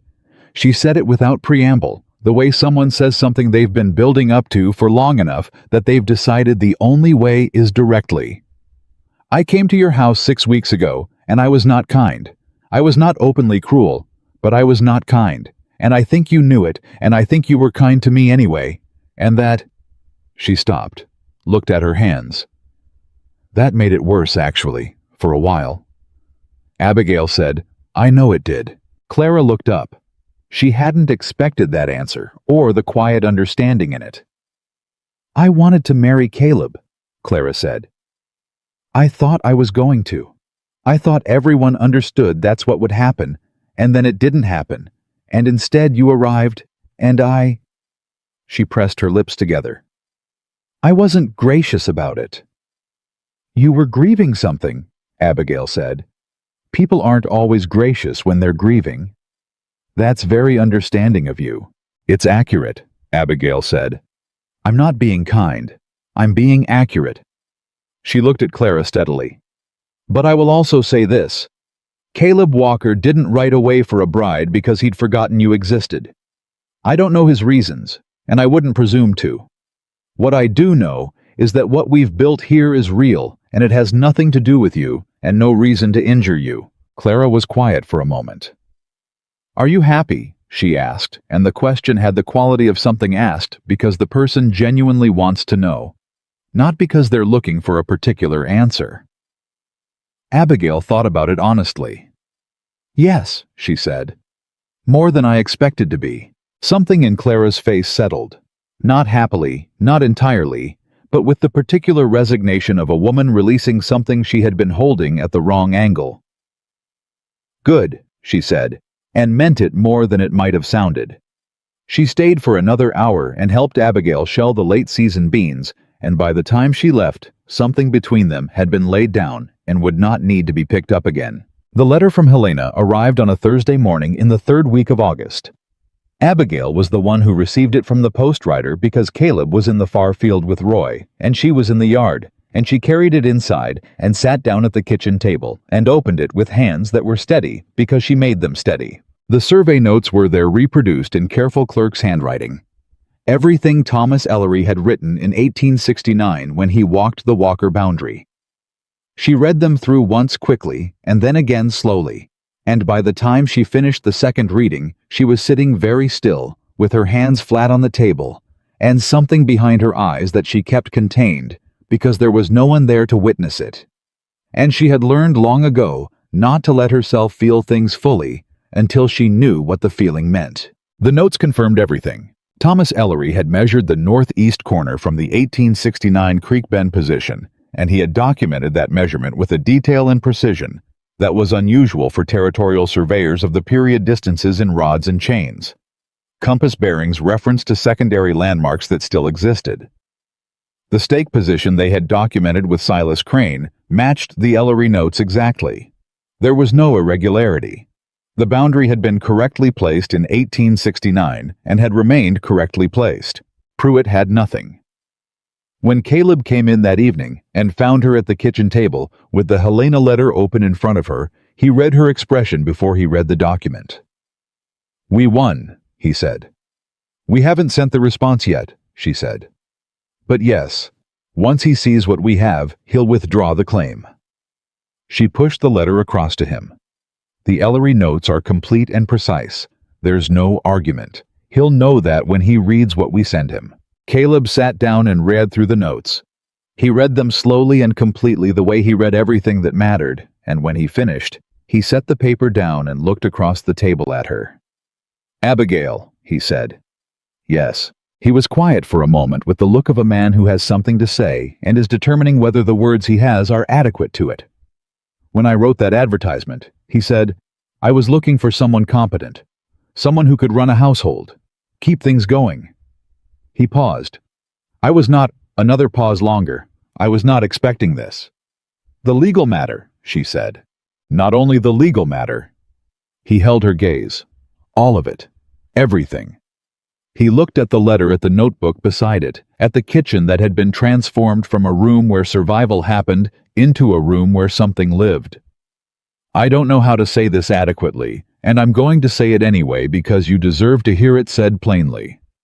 He looked at her again. "You have given this ranch more than I knew I needed to give it, and you have done it without a single moment of asking for recognition for it." The kitchen was very quiet.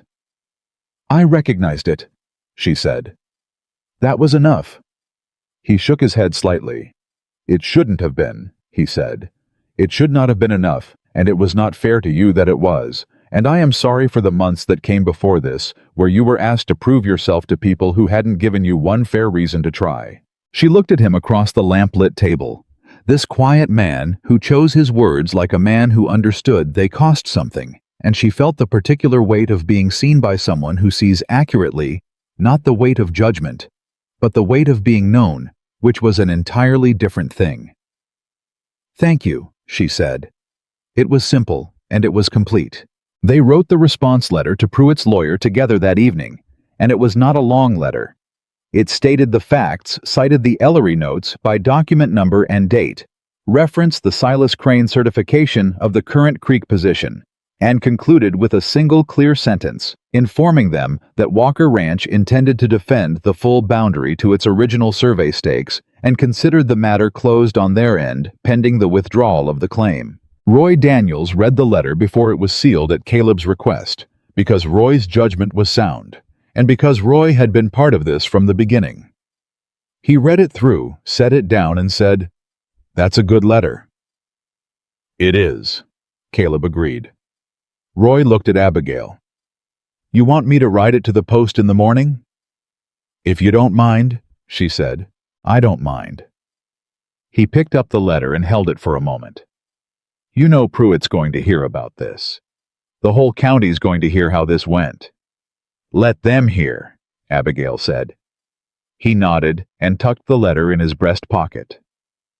At the door, he stopped and said without turning around, the way he had said Roy that first morning in the smokehouse doorway, "This is a good ranch." He went out. The door closed. Caleb and Abigail sat in the kitchen in the particular quiet that follows the resolution of something that has been pressing on a house for weeks. And the quiet had a texture that was not merely the absence of urgency, but the presence of something else. A solidity, a settledness, the feeling of a structure that has been tested and has held. The response from Pruitt's office arrived 17 days later. 3 sentences. The claim was being withdrawn pending further review of the survey documentation. Walker Ranch should consider the matter resolved. The letter was signed by the lawyer, not by Pruitt himself, which told Caleb everything he needed to know about where Pruitt had put this particular loss in his ledger, quietly, without acknowledgement, the way men like Pruitt absorbed the defeats they couldn't publicly explain. Abigail read the withdrawal letter at the kitchen table on a Wednesday morning, while the September air came through the window, and the smokehouse ran its regular Tuesday cycle a day late, because Billy had gotten the fire timing wrong and had apologized for it 3 times already. She read it twice. Then she set it face down on the table and went back to the preservation schedule she'd been working through. Roy found her there an hour later and said, "Well, withdrawn," she said. He exhaled one sharp, controlled breath that was for Roy Daniels approximately equivalent to a shout of triumph.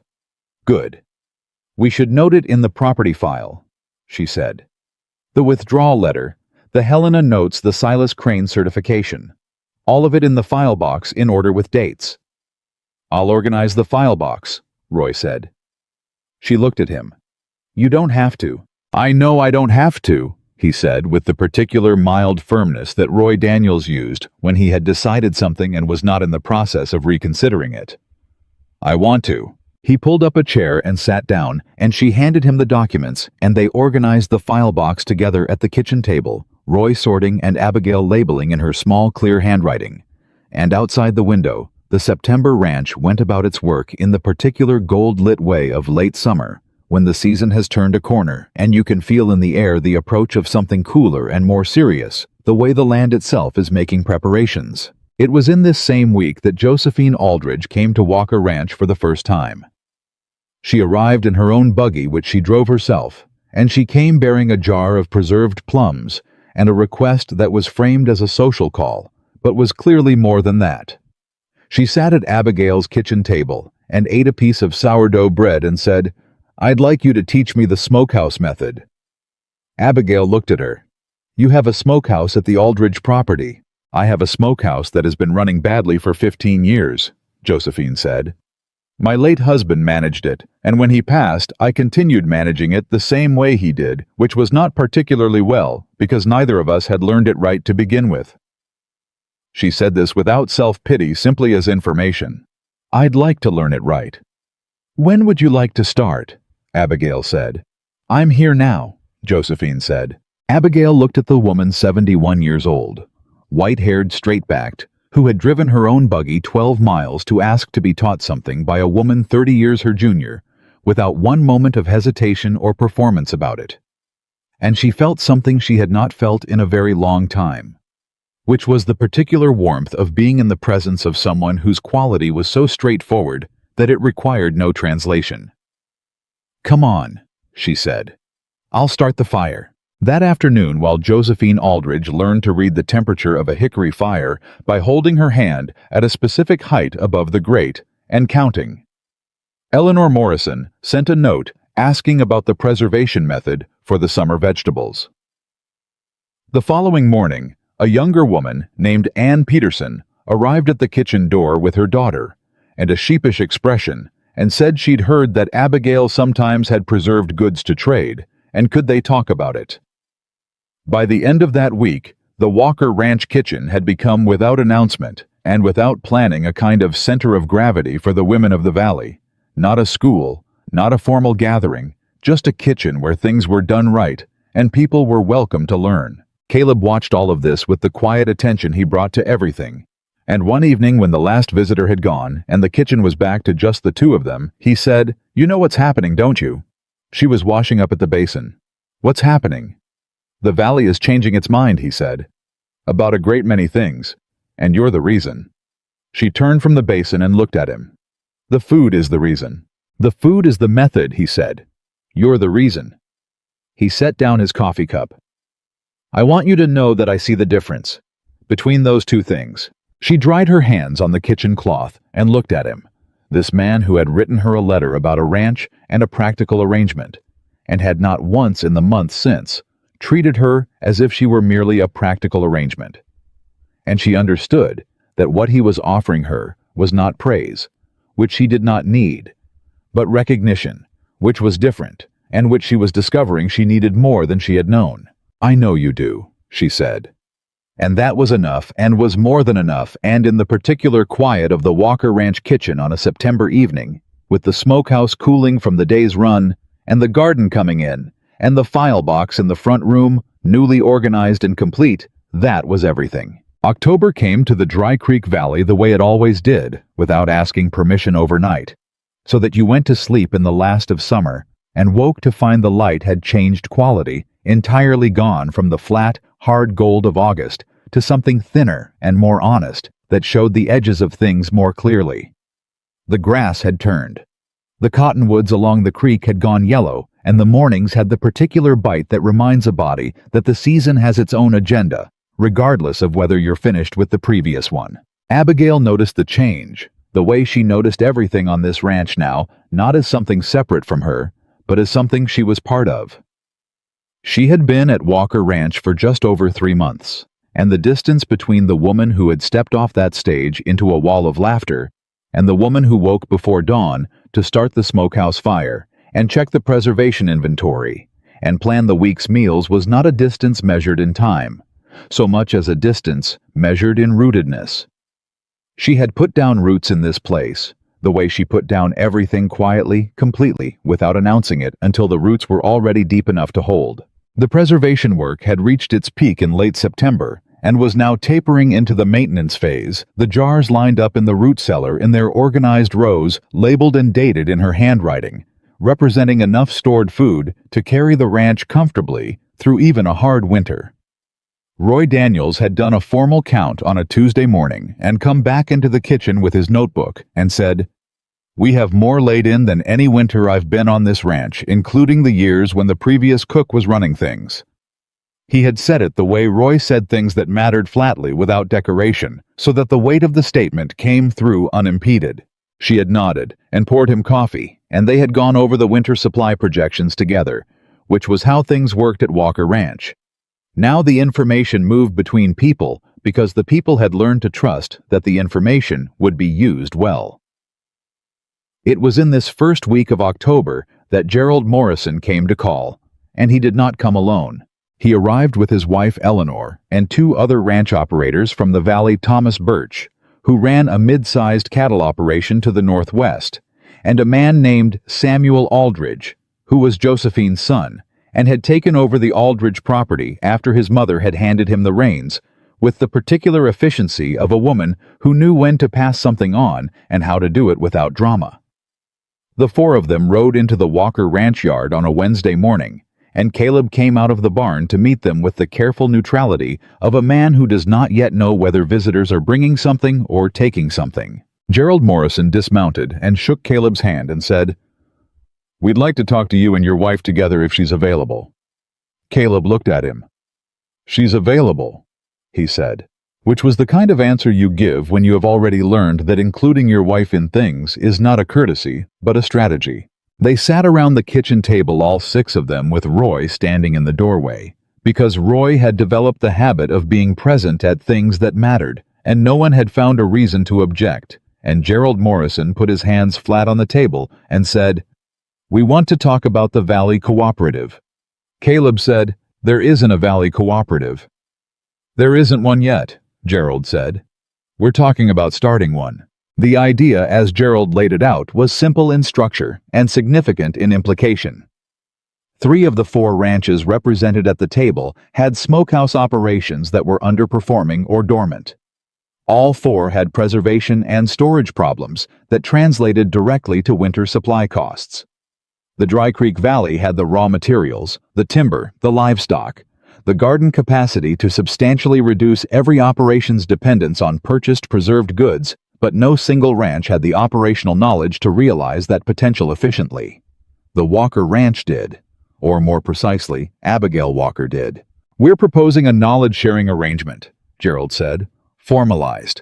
Each operation contributes something and benefits from what the others contribute.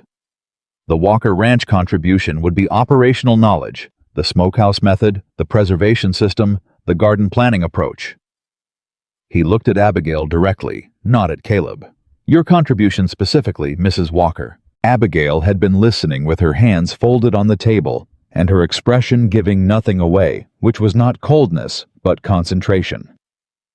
"What would the other operations contribute?" she asked. "Birch has timber access we don't have," Gerald said. "Good apple and oak in addition to hickory further north where your lot doesn't reach. Aldridge has creek water rights that could supplement your irrigation in a dry summer. My operation has the largest cattle herd in the valley. There's capacity for joint preservation work on a scale that reduces per unit cost for everyone." Abigail looked at Samuel Aldridge. He was younger than his mother but had inherited her directness. "Your mother came here last month," she said, "to learn the smokehouse method." "I know," he said. "She told me about it." A pause. "She also told me that you taught her without making her feel like a student, and that's not a small thing. My mother doesn't take well to being made to feel like a student." "Nobody does," Abigail said. She looked at the table for a moment, then at Caleb. He was watching her with the expression she knew now as his listening face, the one that meant he had already formed a view, but was holding it in reserve because he wanted to hear hers first. She looked at Gerald Morrison. "I have conditions," she said. Gerald nodded in the manner of a man who has been doing business long enough to recognize that conditions stated up front are significantly preferable to problems discovered later. "Let's hear them." "The arrangement needs to be written," she said. "Not a gentleman's agreement. A written document that specifies what each operation contributes, what each operation receives, how disputes are resolved, and how the arrangement ends if someone wants out." She had been thinking about this since Josephine's visit, since Ann Peterson's visit, since the slow accumulation of women at the kitchen door, asking about methods and trades and whether she had surplus to offer. She had been thinking about the difference between generosity that gets taken advantage of and generosity that is structured well enough to be sustainable.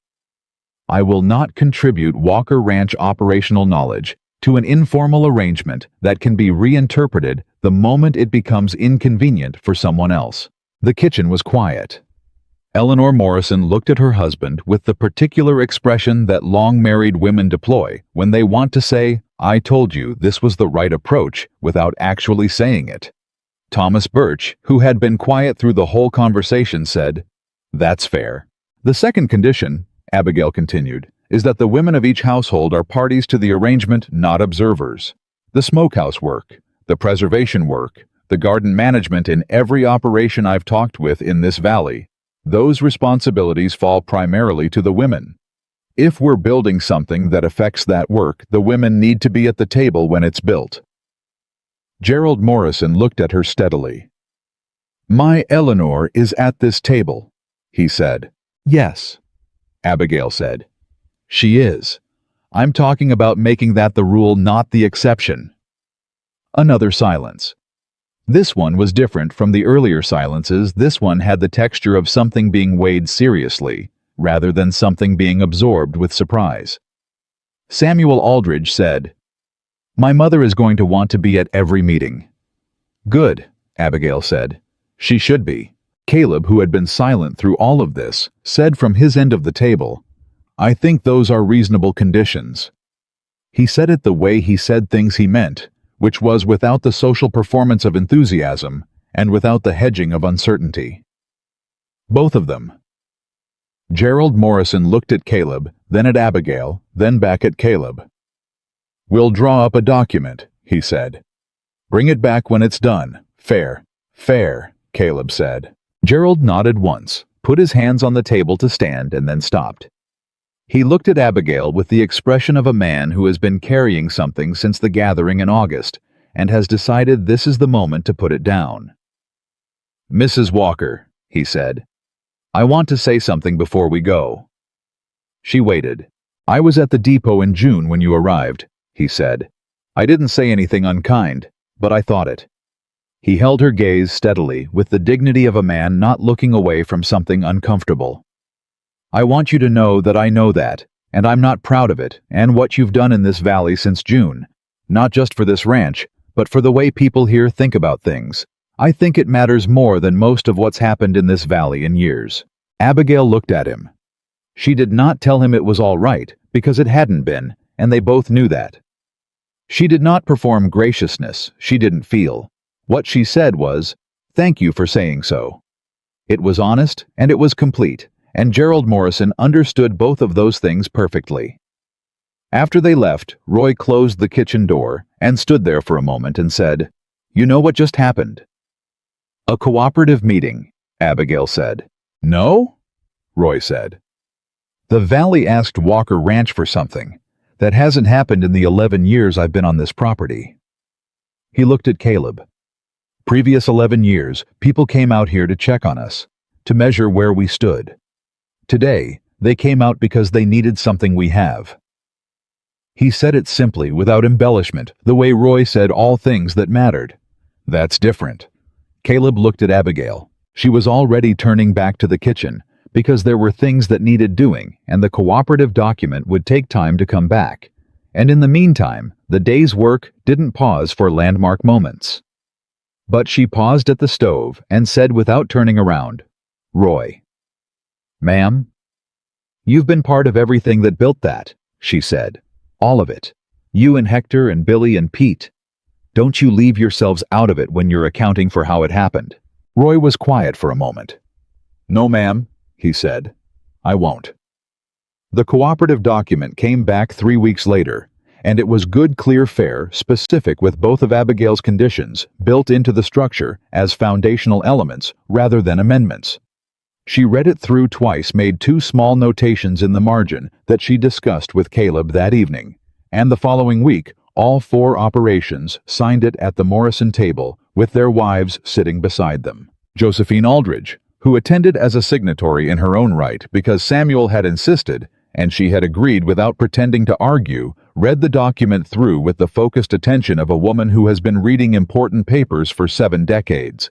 And when she put her pen down, she said, "This is the most sensible piece of paper produced in this valley in 20 years.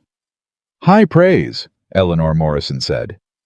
"Accurate description," Josephine said. "There's a difference." November came, and with it, the first hard freeze, and Walker Ranch went into winter, the way it had never gone into winter before, with the root cellar full, the smokehouse producing on its regular schedule, the stock tanks winterized correctly for the first time in years. Because Abigail had found the process documented in an old notebook of Caleb's father's, and had followed it, and then written it up more clearly for future reference, and the kitchen garden put to bed with care, rather than simply abandoned to the cold. The hands felt the difference. Billy Crane, who had arrived on the ranch as a 22-year-old with a talent for saying the wrong thing, and a corresponding lack of awareness about it, had spent 5 months becoming something somewhat better.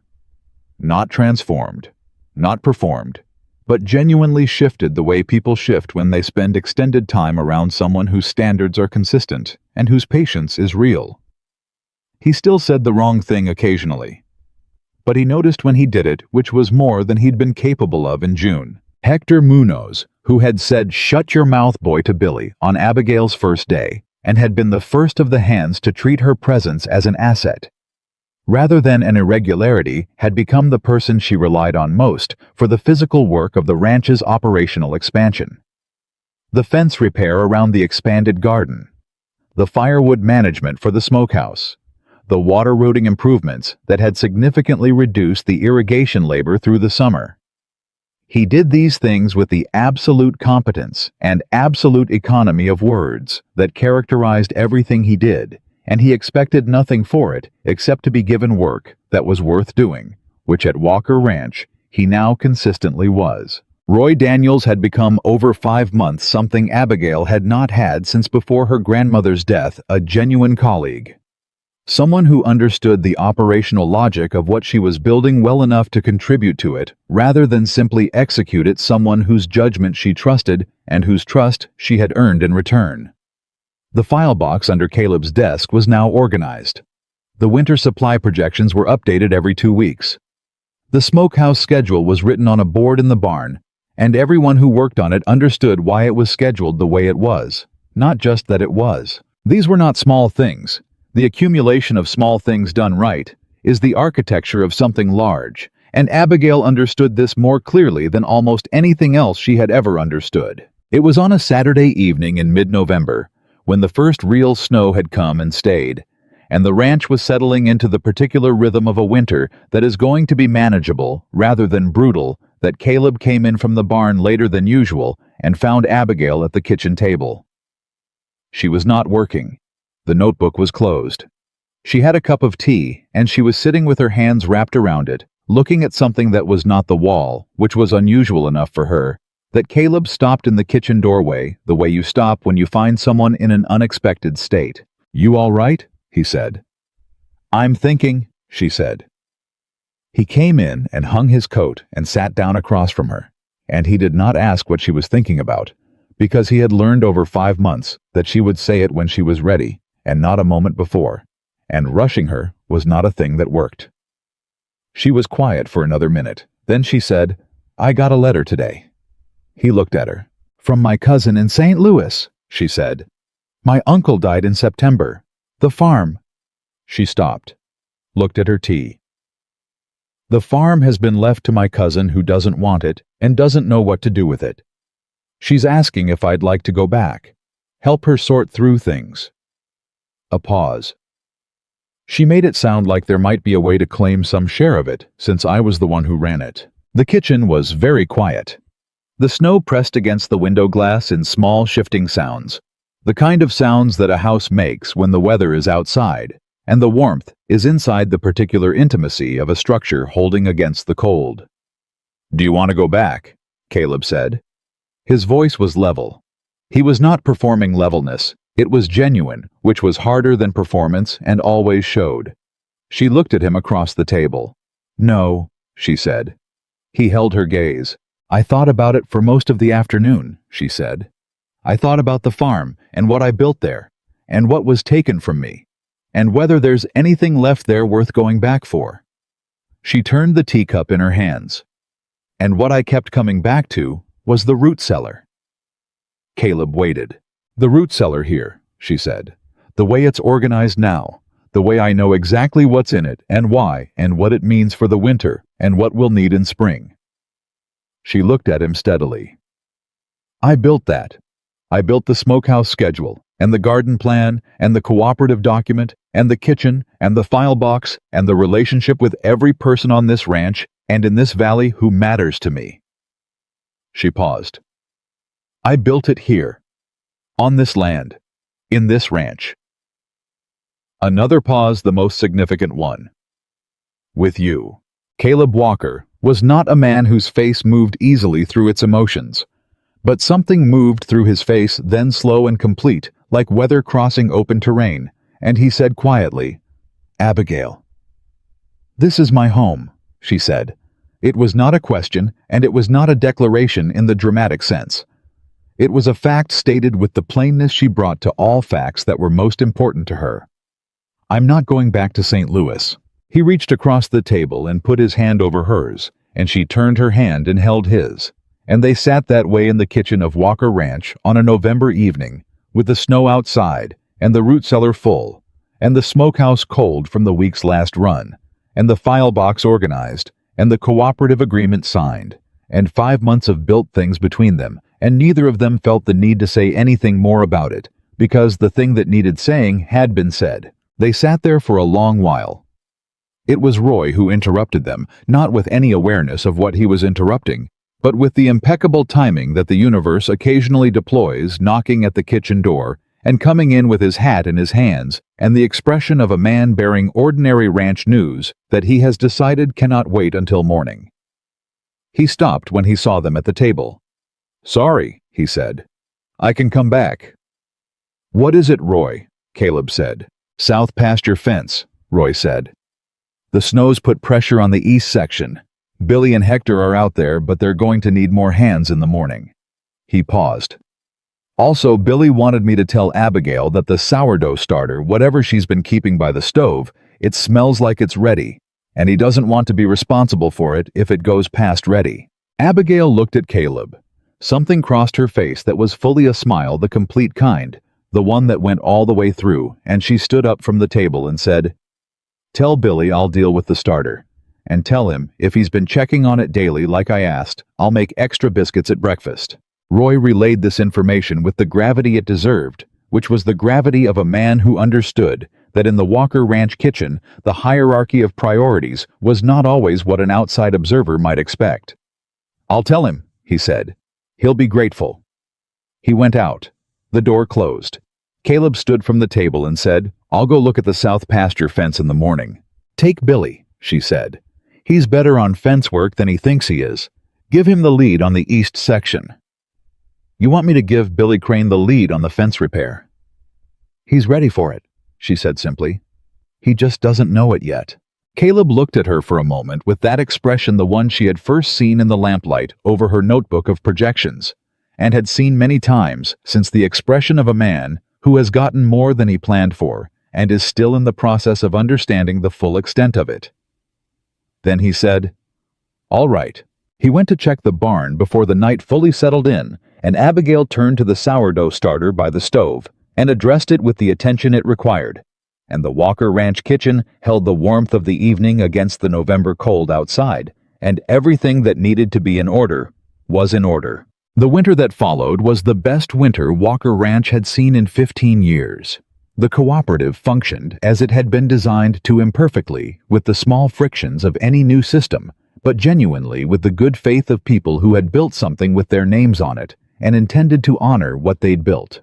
The first joint preservation session happened in January at the Morrison property, with Eleanor Morrison and Josephine Aldridge and Ann Peterson and 2 other women from the valley sitting around a long table with their notebooks, and Abigail moving between them with the ease of someone who knows the material well enough to teach it without lecturing and to answer the questions that reveal what someone actually needs to understand rather than what they think they're asking about. Josephine Aldridge said at the end of that first session that it was the most useful afternoon she had spent since her husband was alive and the farm was running at its best, which was the highest compliment she knew how to give. Billy Crane was promoted in February to assistant foreman. Roy Daniels recommended it, and Caleb agreed, and Billy was told on a Thursday morning in the barn, and stood there for a moment with his hat in his hands and the look of a young man being handed something he has been working toward without admitting to himself that he was working toward it. "Roy," he said finally, "did Mrs. Walker know about this?" Roy looked at him. "Why do you ask?" "Because it feels like the kind of thing she would have been part of deciding," Billy said. Roy considered this. "Yes," he said, "she knew." Billy put his hat back on, with the particular care of someone adjusting to a new version of himself. "All right," he said. "Thank you." Hector Munoz, informed of Billy's promotion later that same morning, said, "Good." 2 syllables. Everything that needed saying. Spring came to the Dry Creek Valley in March, tentative, and then committed the way springs are in Montana, and the kitchen garden at Walker Ranch was the first to be prepared, because Abigail had planned the soil amendment through February, and Pete Larson had the beds turned before the frost was fully out of the ground. The new expanded sections went in along the plan she had drawn in her notebook during the first week of October, extended now to incorporate the water routing improvements that would make the irrigation manageable through the summer. On a morning in late March, Abigail was in the garden when she heard a horse in the yard and came around the corner to find Clara Hutchins dismounting, which was not unusual anymore. Clara had become a regular presence at Walker Ranch in a way that had settled into something uncomplicated and real. A friendship built on the particular foundation of 2 women who had been honest with each other about something difficult and had found that the honesty held. Clara had over the winter started a kitchen garden of her own. "The bean stakes," Clara said by way of greeting. "How far apart do you put them?" 6 inches in the row, 18 between rows," Abigail said.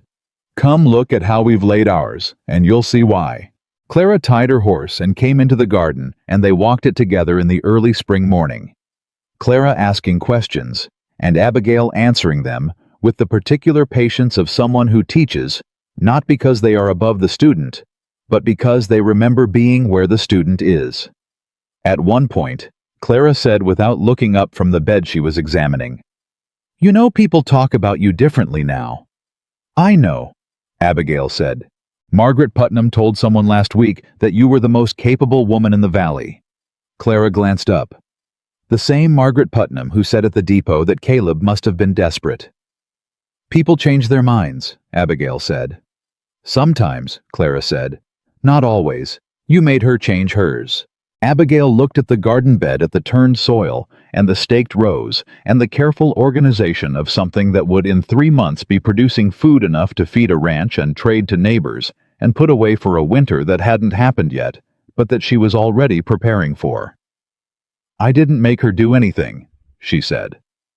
"I just kept working." "That's what I mean," Clara said. The annual summer gathering came back around in August, and this time it was held at Walker Ranch. Abigail had suggested it quietly to Caleb in June, and Caleb had taken it to Gerald Morrison, who had taken it to the cooperative members, and it had been agreed without significant discussion, which was itself a statement about how much had changed in 12 months.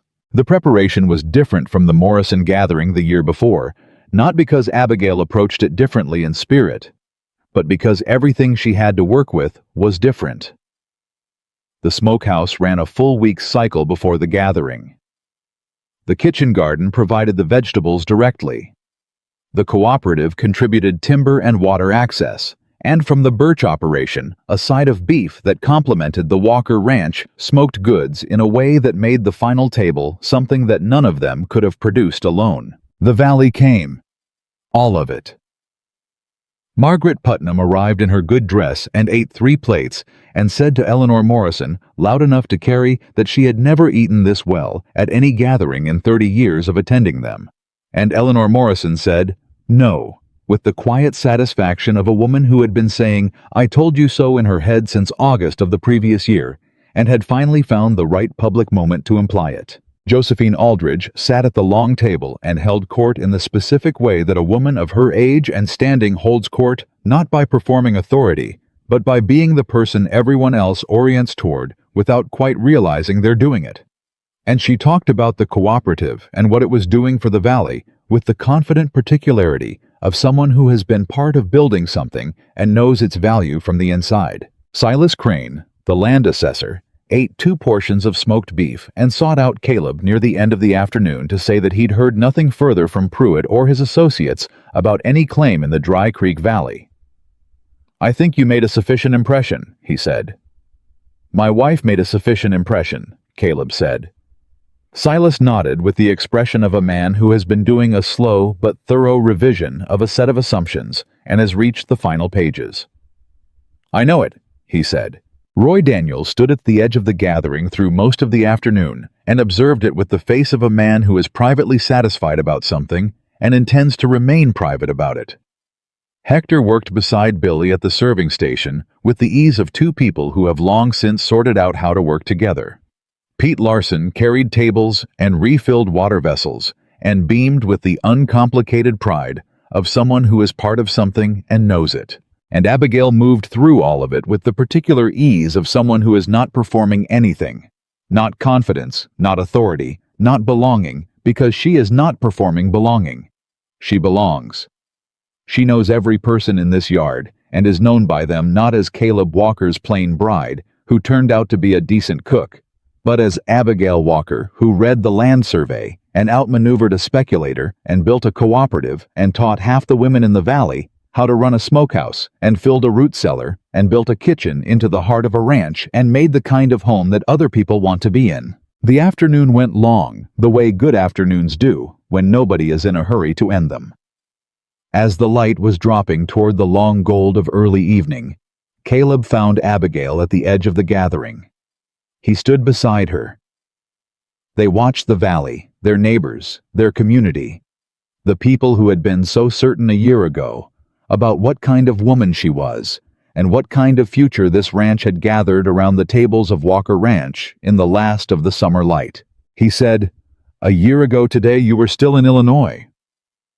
"Nebraska," she said. "I'd already left Illinois." He looked at her. She was looking at the gathering with the expression she wore when she was fully present in a thing, not planning it, not managing it, just in it.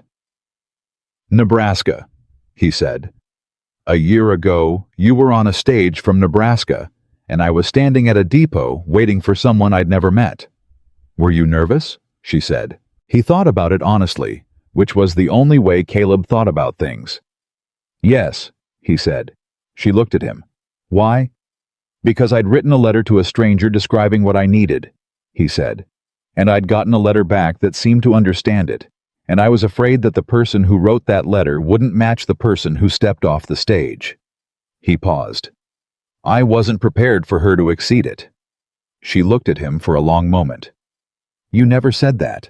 "I'm saying it now," he said. The gathering moved around them comfortable and unhurried, the sounds of it. The sounds of a community that has found a center of gravity and is comfortable in proximity to it.